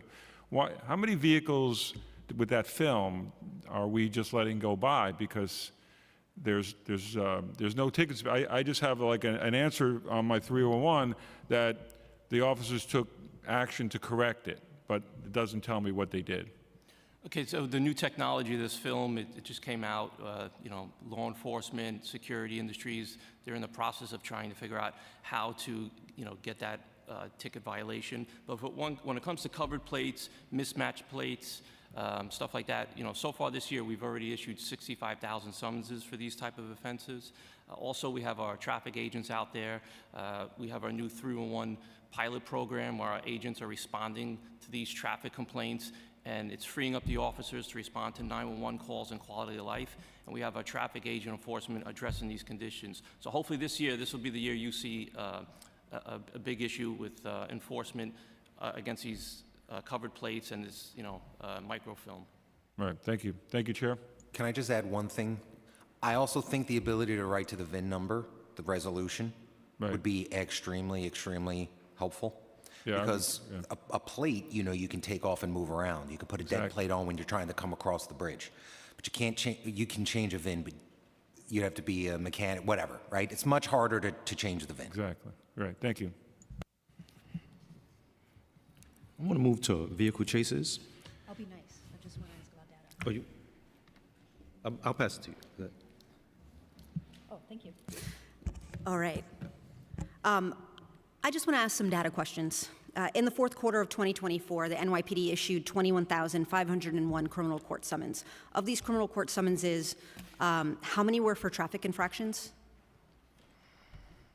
Quarter four.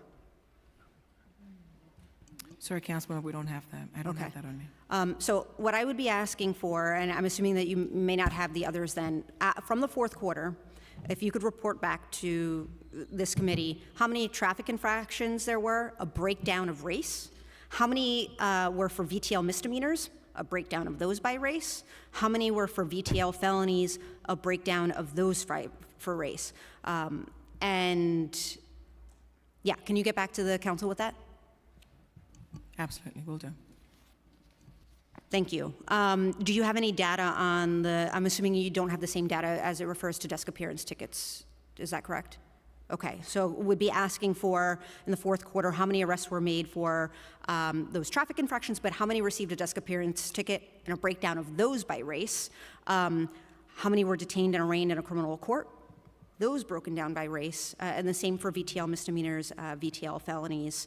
And then I also want to ask, apart from the Highway Division and regular patrol officers, which other commands, units, or teams engage in traffic enforcement? So specifically, are neighborhood safety teams doing any traffic enforcement? Are community response teams? Are the public safety teams? Are they all expected to engage in traffic enforcement activity?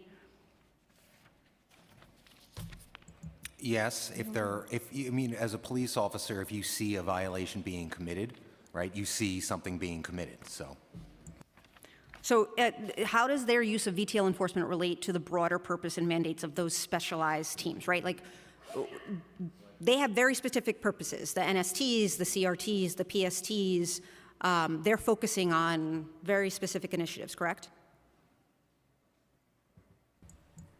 I'm not 100% sure what each individual purview is, but I do know that quality of life is involved.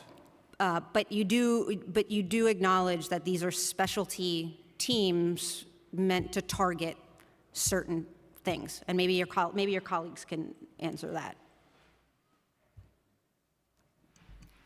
I wouldn't go as far as saying that. You said target certain things? Well, so like, for example, the neighborhood safety team, right?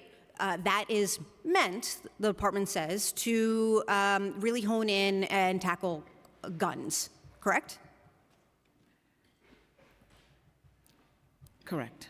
Okay. So, and community response team, that's a specialized team. Public safety team, that's a special. They aren't part of traffic enforcement. They aren't part of sort of the broader department. They're specialized, curated teams. So my question was, are they engaging in traffic enforcement? And if they are, how does their use of VTL enforcement relate to their broader purposes and mandates of those specialized teams?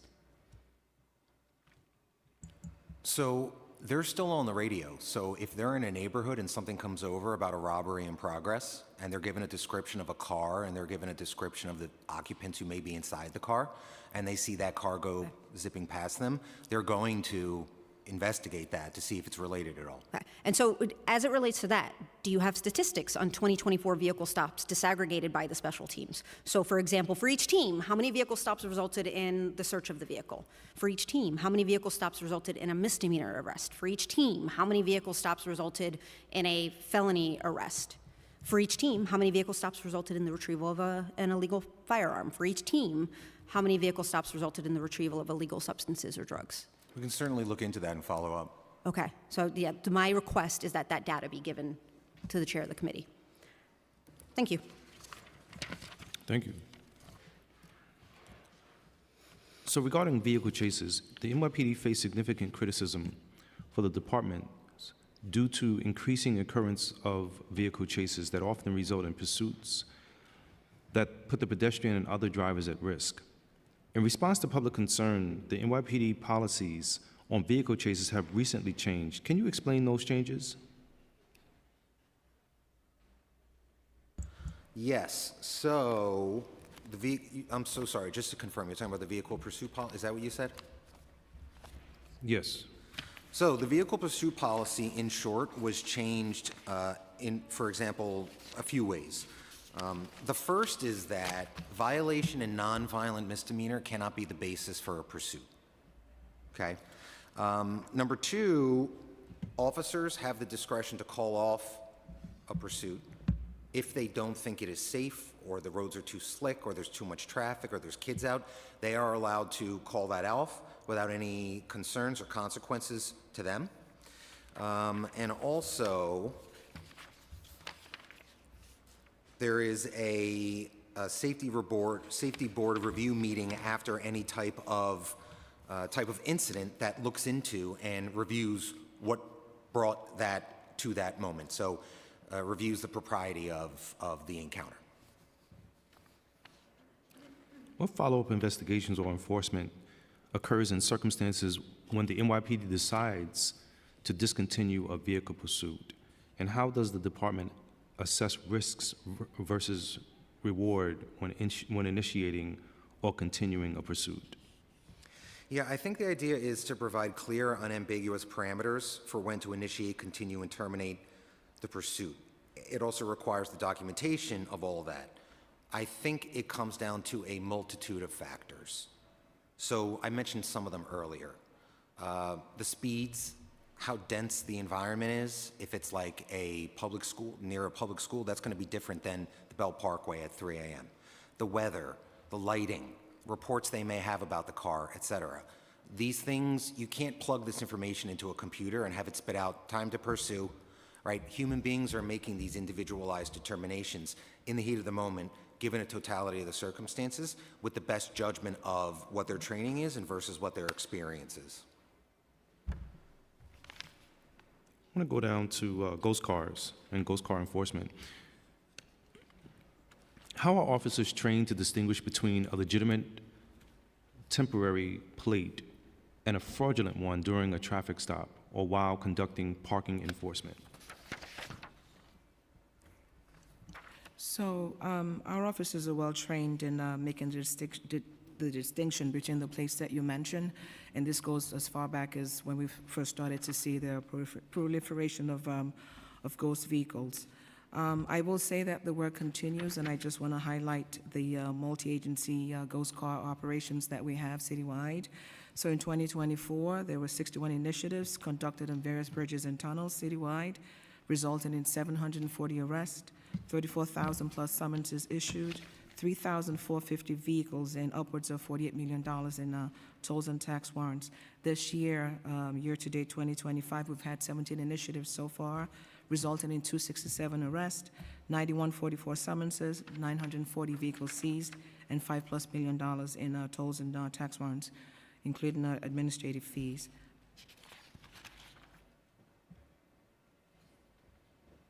What obstacles exist for NYPD in its efforts to enforce laws requiring vehicles to have proper license plates and registrations? The obstacles. I'm sorry, could you give both of us the question one more time? Sure. What obstacles exists for NYPD in its efforts to enforce laws requiring vehicles to have proper license plates and registrations? Well, I think there's a bunch of different factors, even some of the stuff like films, somebody obscuring a plate, somebody defacing a plate. And I think if we were able to write to the VIN number, that's going to remove a lot of these concerns.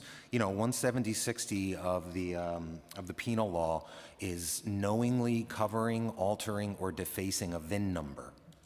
And so, I mean, yes, that means if you take your mail and you throw it in the top of the vehicle, right, and it covers up the VIN, technically, you have not committed that. You knowingly did it, but you didn't mean to cover the VIN, right? But people are exploiting that sometimes. And they know that you have to be able to prove intent. So they'll just throw the mail up there, and now we can't read the VIN number at all. So there's a lot of different things that we see that go into account for this. But as you know, we're leveraging technology. We're working with all of our partners, with the MTA and the Port Authority, to interdict these vehicles. We've recovered over, I think, $48 million in unpaid tolls or fines last year alone from ghost plates and people driving into the city. It's a large process. It takes a lot of different organizations to get it to where it needs to be, but we're doing that. Thank you. Thank you for your testimony. Thank you all. Have a good day.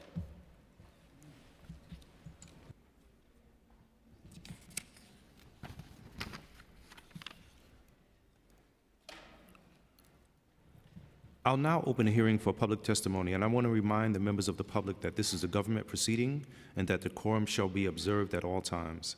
As such, members of the public shall remain silent at all times. The witness table is reserved for people who wish to testify. No video recording or photography is allowed from the witness table.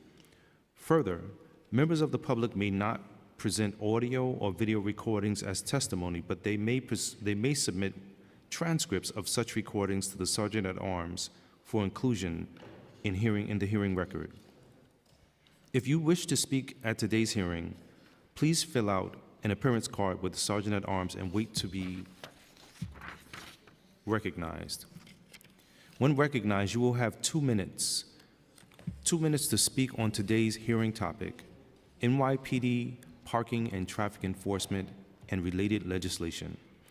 If you have a written statement or additional written testimony you wish to submit for the record, please provide a copy of that testimony to the Sergeant at Arms.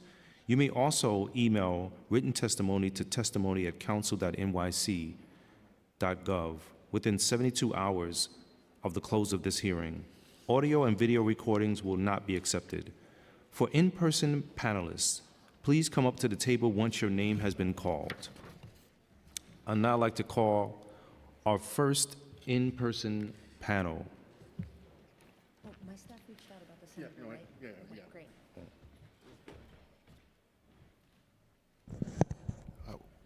We're going to start with the 2 individuals on Zoom and try to move past that, and then we will kind of turn to the folks here. The first person on Zoom is Eric McClure, followed by Andre Carroll. And so if you're available, that'd be great. And then after those 2 individuals speak, we will take the rest of the folks here. So Eric McClure. Starting time.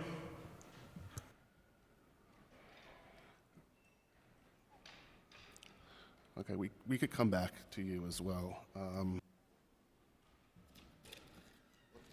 Let's just start off with the panel in person.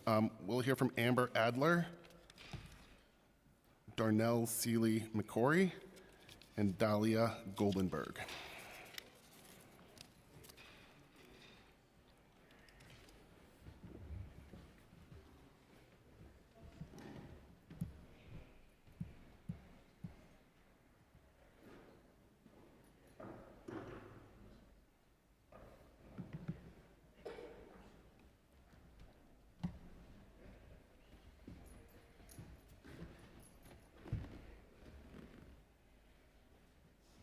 And you may begin in whichever order you like.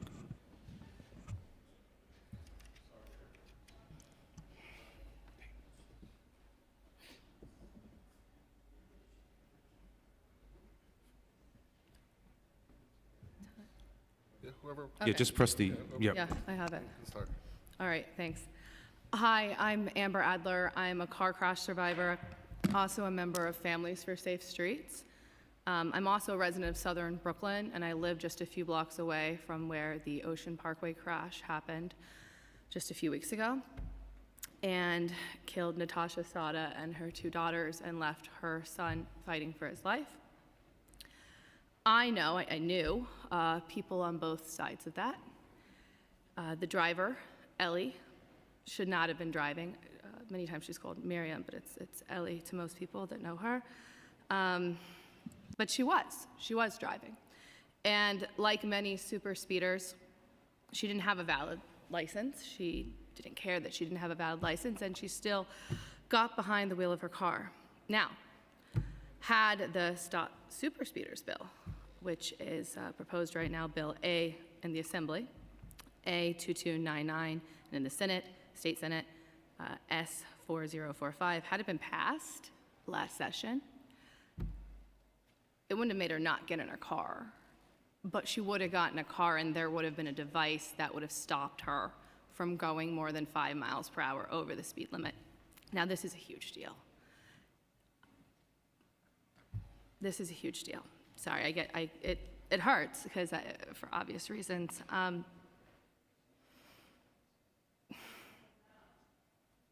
That car couldn't have hit that high speed, and the lives that day could have possibly been saved. They might not have been deaths, they might have been recoveries, and really, they might have been neither, because if she wasn't going that fast, her car wouldn't have been able to flip in that capacity it did, slide down the street and crush a mother just crossing her kids across Ocean Parkway. Some vehicles, as you know, are getting hundreds of tickets every year. And it's just a matter of time before another super speeder kills.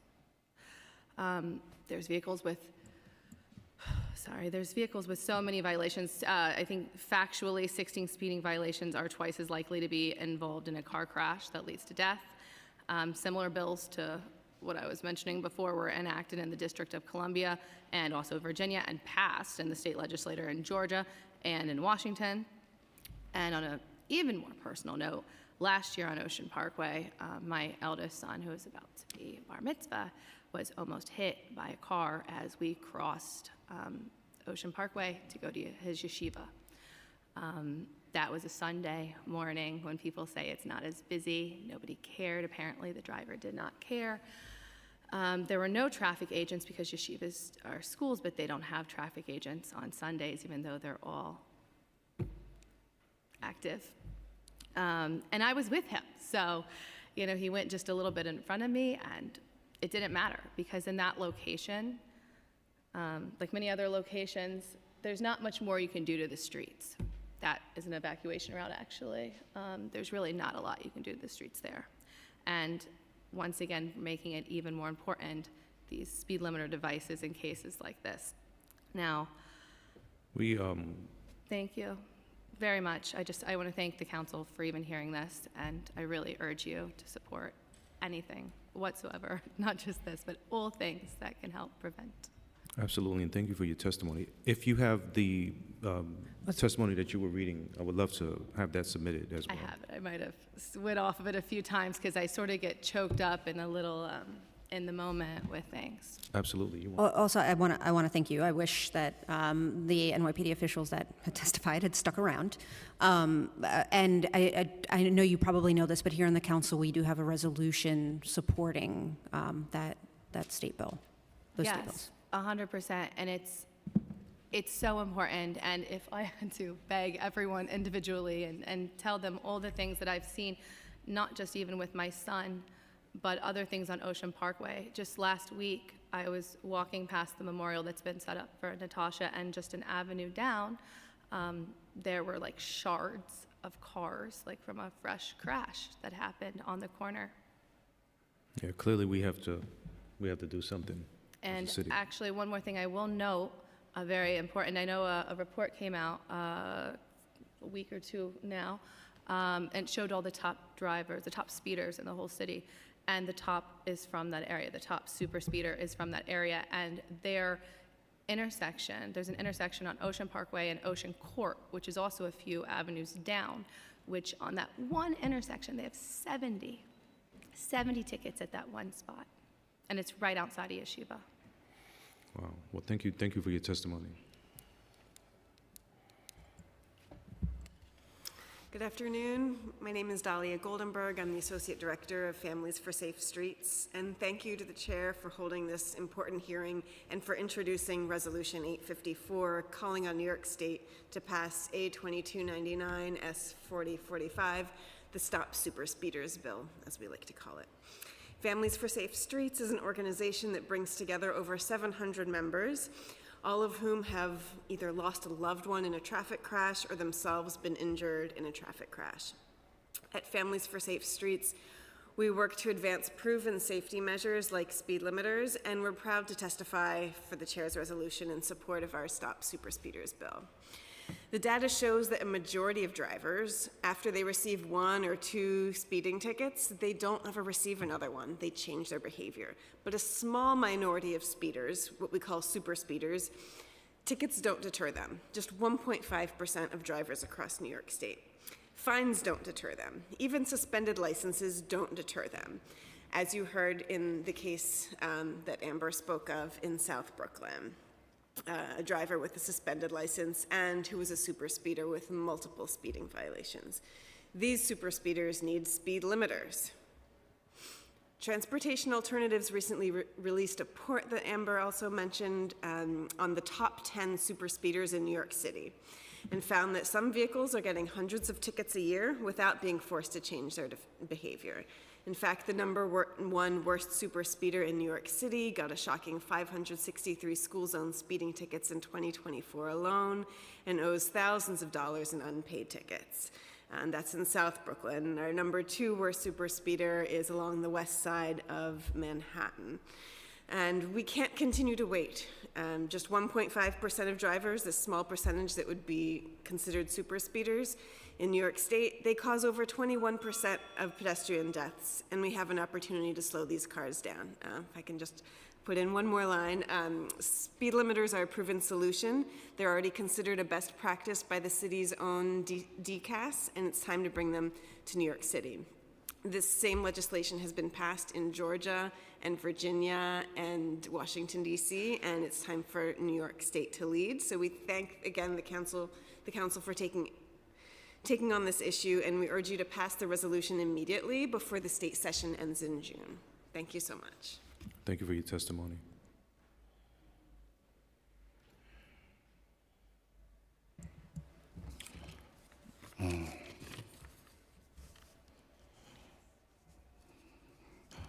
Hello, my name is Darnell Silly McCrory, and I am a member of Families for Safe Streets. I'm here to speak in support of Chair Salam's resolution to stop super speeders. Families for Safe Streets is an organization made up of people like me, and all of us have either lost a loved one or ourselves been injured in a traffic crash. We know that when our streets and our intersections are deadly, we are the ones who are paying the price. Bear with me.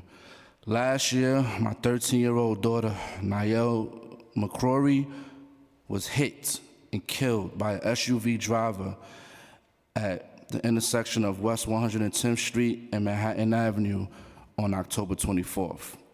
My beautiful, intelligent daughter, Niall, had a passion for dancing, learning, and inspired many other friends and teenagers via TikTok with her tough, self-taught, choreographed dance routines.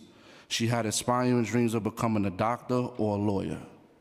I never thought her mother and I would be burying our daughter so soon. We prayed that she would recover and her intracranial pressure would decrease, but sadly, she was pronounced deceased November 1st, 2024. 2024. The day we lost Niall was the most difficult of our lives. Today, we can protect our families from suffering like this. There's a bill up in Albany that will require speed limiters in the cars of the worst repeat offenders. Some vehicles are racking up hundreds of speeding tickets a year, and if we don't do something, one of these drivers is going to kill. Just like a super speeder killed a mother and her 2 children in Brooklyn last month, speed limiters are the answer. They'll physically slow down super speeders to prevent crashes and save lives. We are not saying punish the driver. We are saying here's a way to help you stop your reckless behavior because you can take lives. We can send a message today to our legislators up in Albany that New York City supports this bill, and thank you for your opportunity to share testimony here today. Thank you for the time. I'm just a little bit under mental and emotional distress. I just want to also add that I was previously incarcerated, and I just came home February 8th of 2024. I never thought in a million years that I would be burying my daughter the same year that I came home from spending 4 years behind bars talking to my daughter every day on the phone. So I'm just asking to please consider this bill. It is serious. Her mom cannot be a part of any of this. She does not have the strength to do nothing that I'm doing. So I'm doing this for my family, and I'm doing this for others. Thank you. Thank you for your testimony. And you know, what is super impactful for me, along with the fact that you just came home, is that your daughter died right in the most western part of my district. Yes. And remembering that day, remembering your daughter, I wonder if, I don't think anything has been done to that area, that intersection. No. And I'm wondering if you also, in terms of what we're trying to push forward in terms of the super speeder law, what else can be done? Because we have a lot of intersections like that. Mm-hmm. We have a lot of places where these are considered, I would say, sensitive spaces where children are frequently moving around and drivers may not be as cognizant of the dangerous situation. And just from your perspective, is there anything more that we can do? I would like to see TAs in that area, but you know, listening to what's going on earlier, I just hope that it's effective if it is applied to that area. There's just no limiters. It's a very busy traffic area. There's traffic coming from all ways, and there's no limiters. There's nothing to help desensitize the speed of these drivers. So, you know, this speed limiter, this device, I really hope that it's passed, and I wish it was passed before. Maybe my daughter would still be alive. It would have helped slow down that vehicle that day. And this is my reason for publicly advocating for others, not just my daughter. I don't want people moving on in the future to witness to my... It's a lot of pain. It's a lot of pain. I have to live with. It's an accident. This is an accident. It's just something that I'm never gonna be over. You know, my heart is forever broken, but it's still. Thank you. Thank you again for your testimony. Thank you.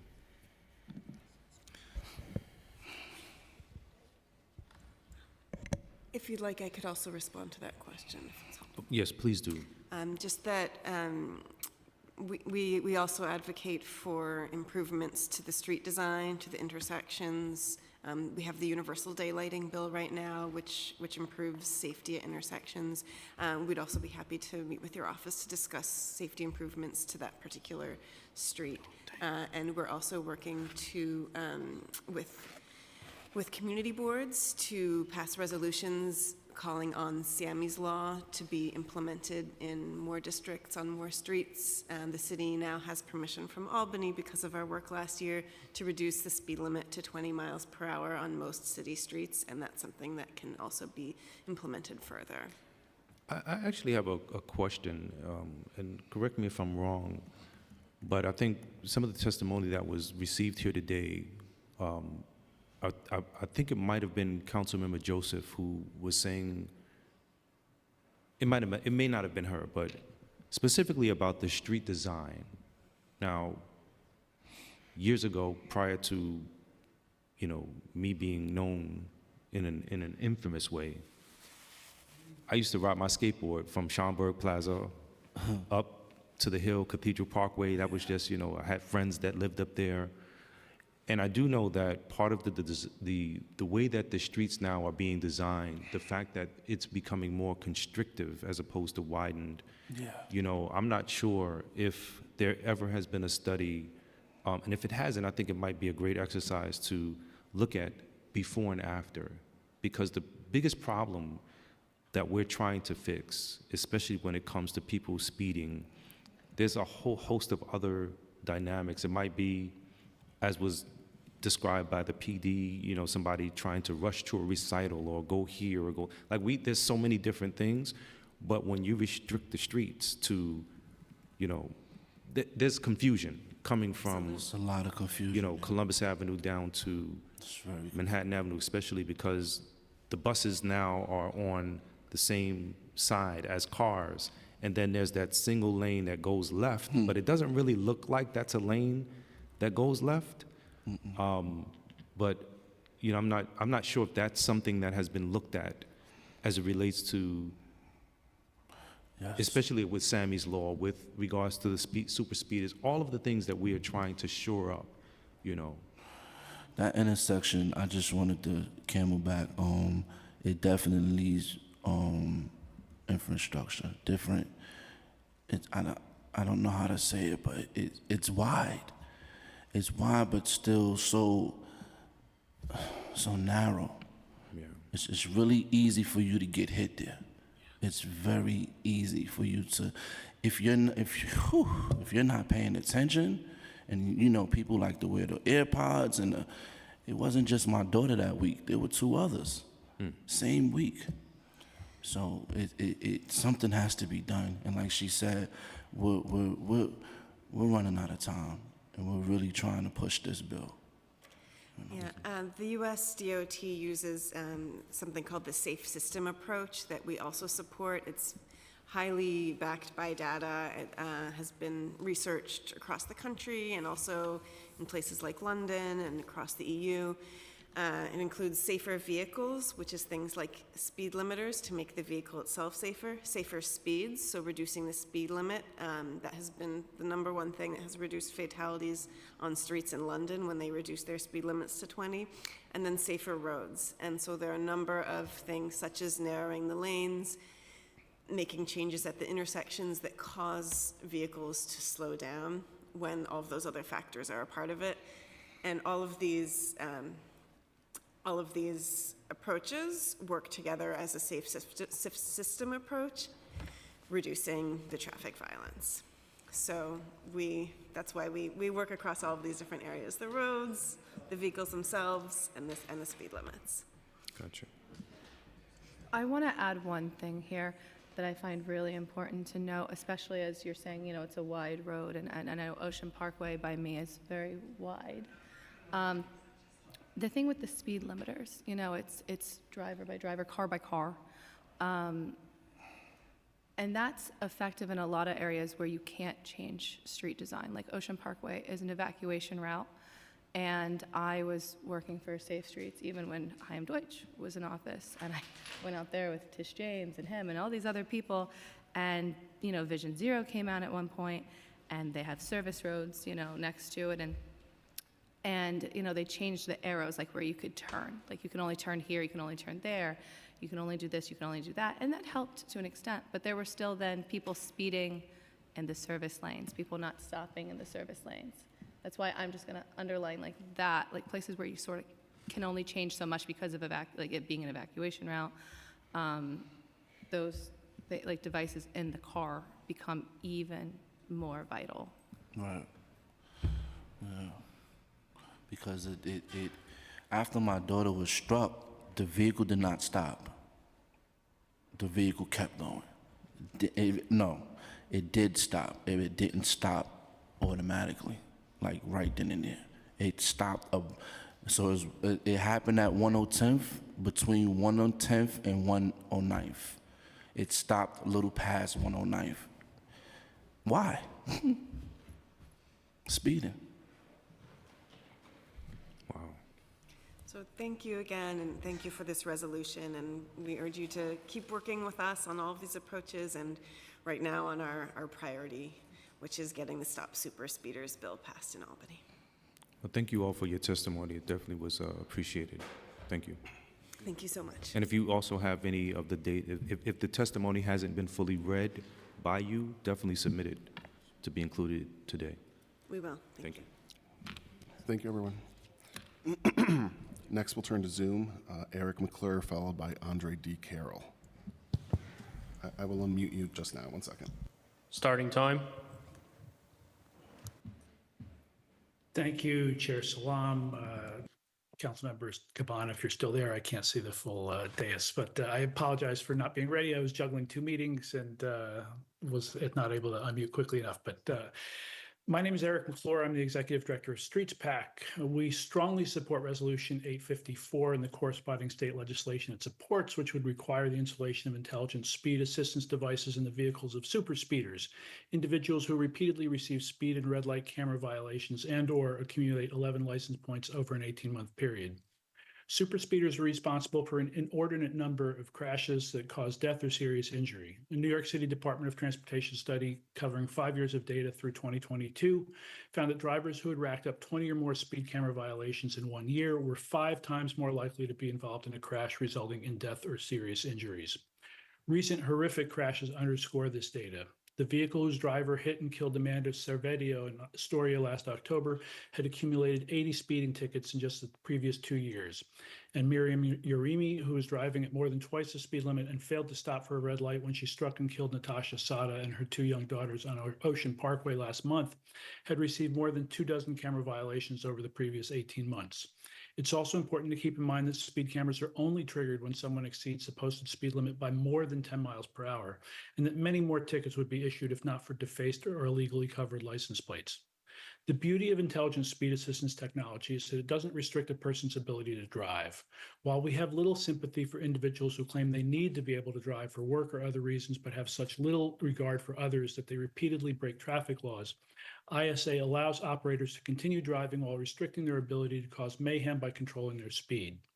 The use of such devices in the UK reduced fatal crashes by more than 1/3, and New York City's pilot effort in fleet vehicles resulted in near universal compliance with speed limits, along with a 36% drop in hard braking events considered strong evidence of unsafe and aggressive driving. The District of Columbia and the state Time's of Virginia expired. enacted laws that require ISA devices, and I'm almost done. ISA devices in the cars of super speeders, and similar bills have passed the legislatures in both Washington and Georgia. With the support of the City Council, there's a good chance we can pass this legislation in Albany this session. We strongly urge a yes vote on Resolution 854. And I will submit written testimony that addresses the other resolution and legislation considered today. Thank you very much.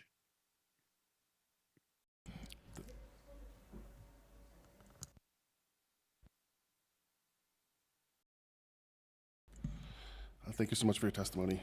Next, we'll hear from Andre D. Carroll. Starting time.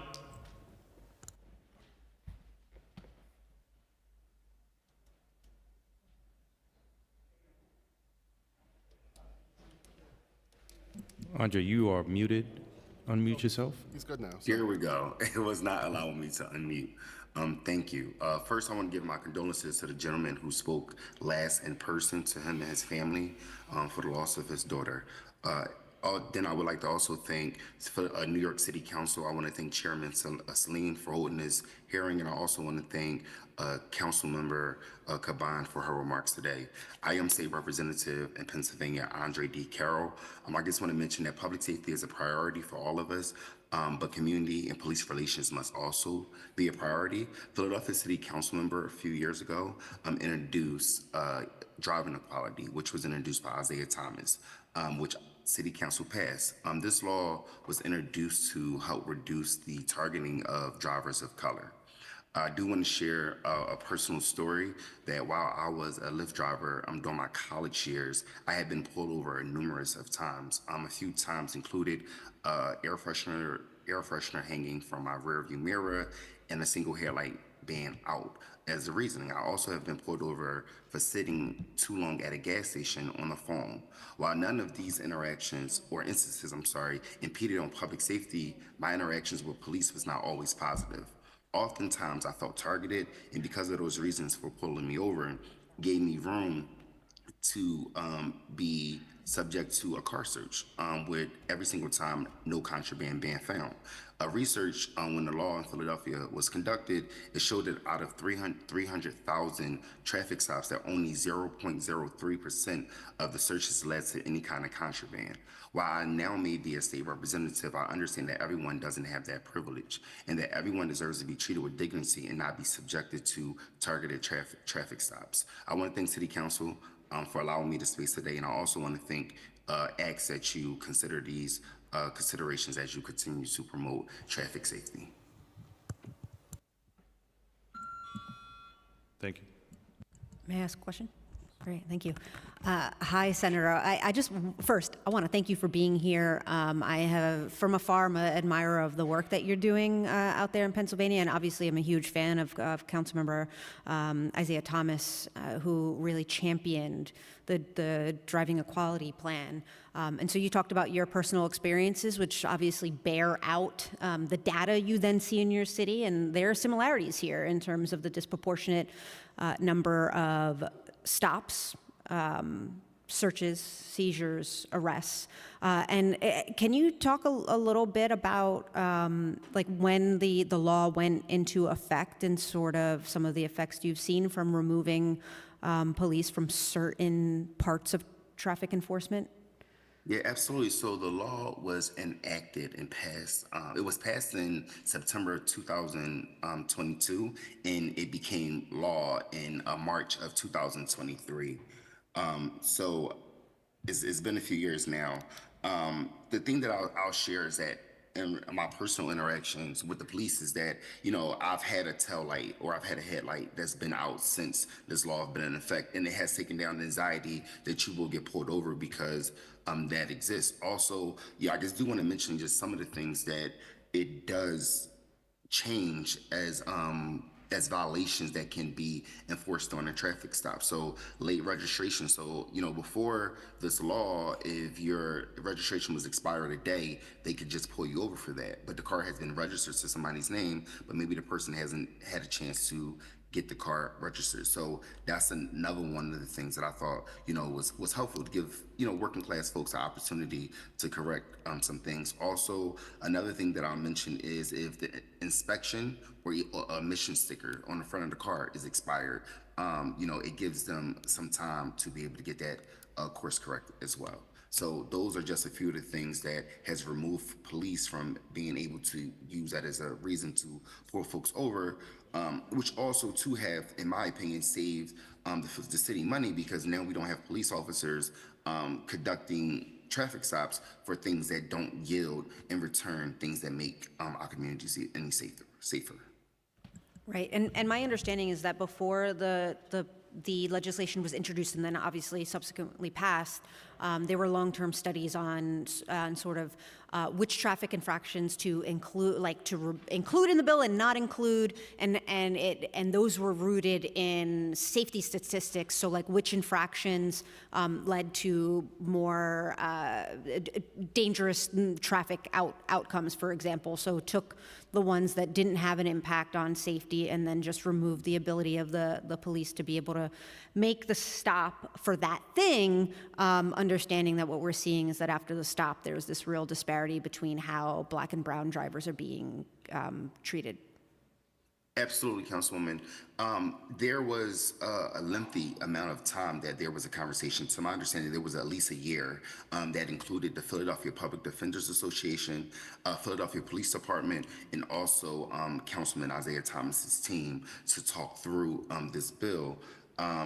So yes, there was a lot of things that was taken out of the bill and not considered in the final passage. And one of the biggest misconceptions in Philadelphia is that tinted windows was included in this bill. And that is something that, you know, one could argue would impede on public safety because it may impair the driver from being able to see through the window. So that is not included in this bill. But the 8 violations that are included in the bill were things that were agreed upon for all 3 folks sitting at the table that would not impede on public safety. Awesome. Thank you so much. Super thoughtful. I love having folks from other cities' jurisdictions come in and tell us how they're doing their thing. So thank you. Thank you so much. This is my first time sitting through a New York City Council hearing, and I It really, gets really spicy did enjoy it. sometimes. Yes, I mean, I understand. I have, we have the same kind of tensions in the State House. So I do want to thank you for your time and thank you for including me. No, thank you. No problem. Thanks. Thank you so much for your testimony.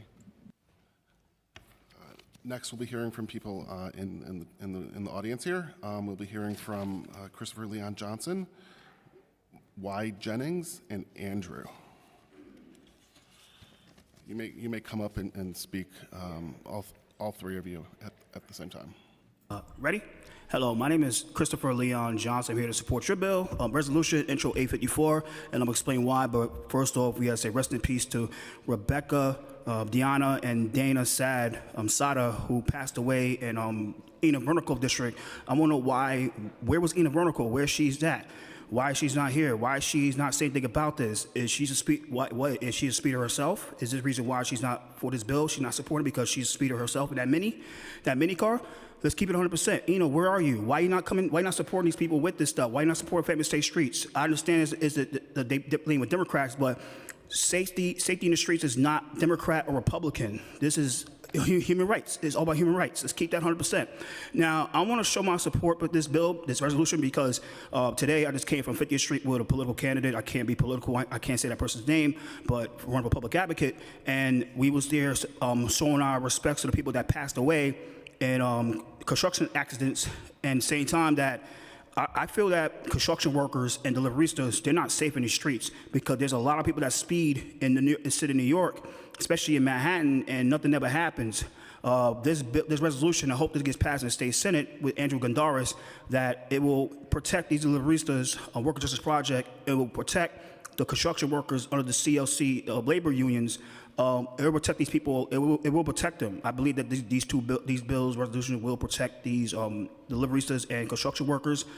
They matter They matter mostly too, more than just not to say more, but the same as people that just regular people that just get hit by cars and stuff like that. But it will protect the labor. It will protect labor. But before I get off here, I'm gonna ask. I'm gonna say, Enid Vernical, where are you? Why are you not here? Why are you not supporting this bill? What's wrong? I mean, that's my honest opinion. Enid, if you don't care about people, you need to be voted out. That's why you're getting challenged by Ari Kagan and the other girl on the other side. But if you don't care about street safety, Ari Kagan need to get you out the door. So that's all I got to say. Ari Kagan, hope you do the right thing. Appreciate it. Thank you. Thank you. That's it. That's it. All right. Cool. Thank you. You may go ahead. Hello. Next, Ms. Jennings, you may go ahead.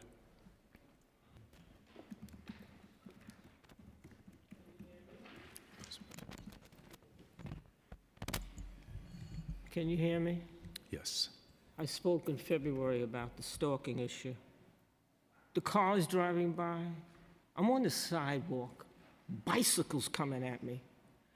I leave here, people march into me, start date of me being stalked is May 11, 2006.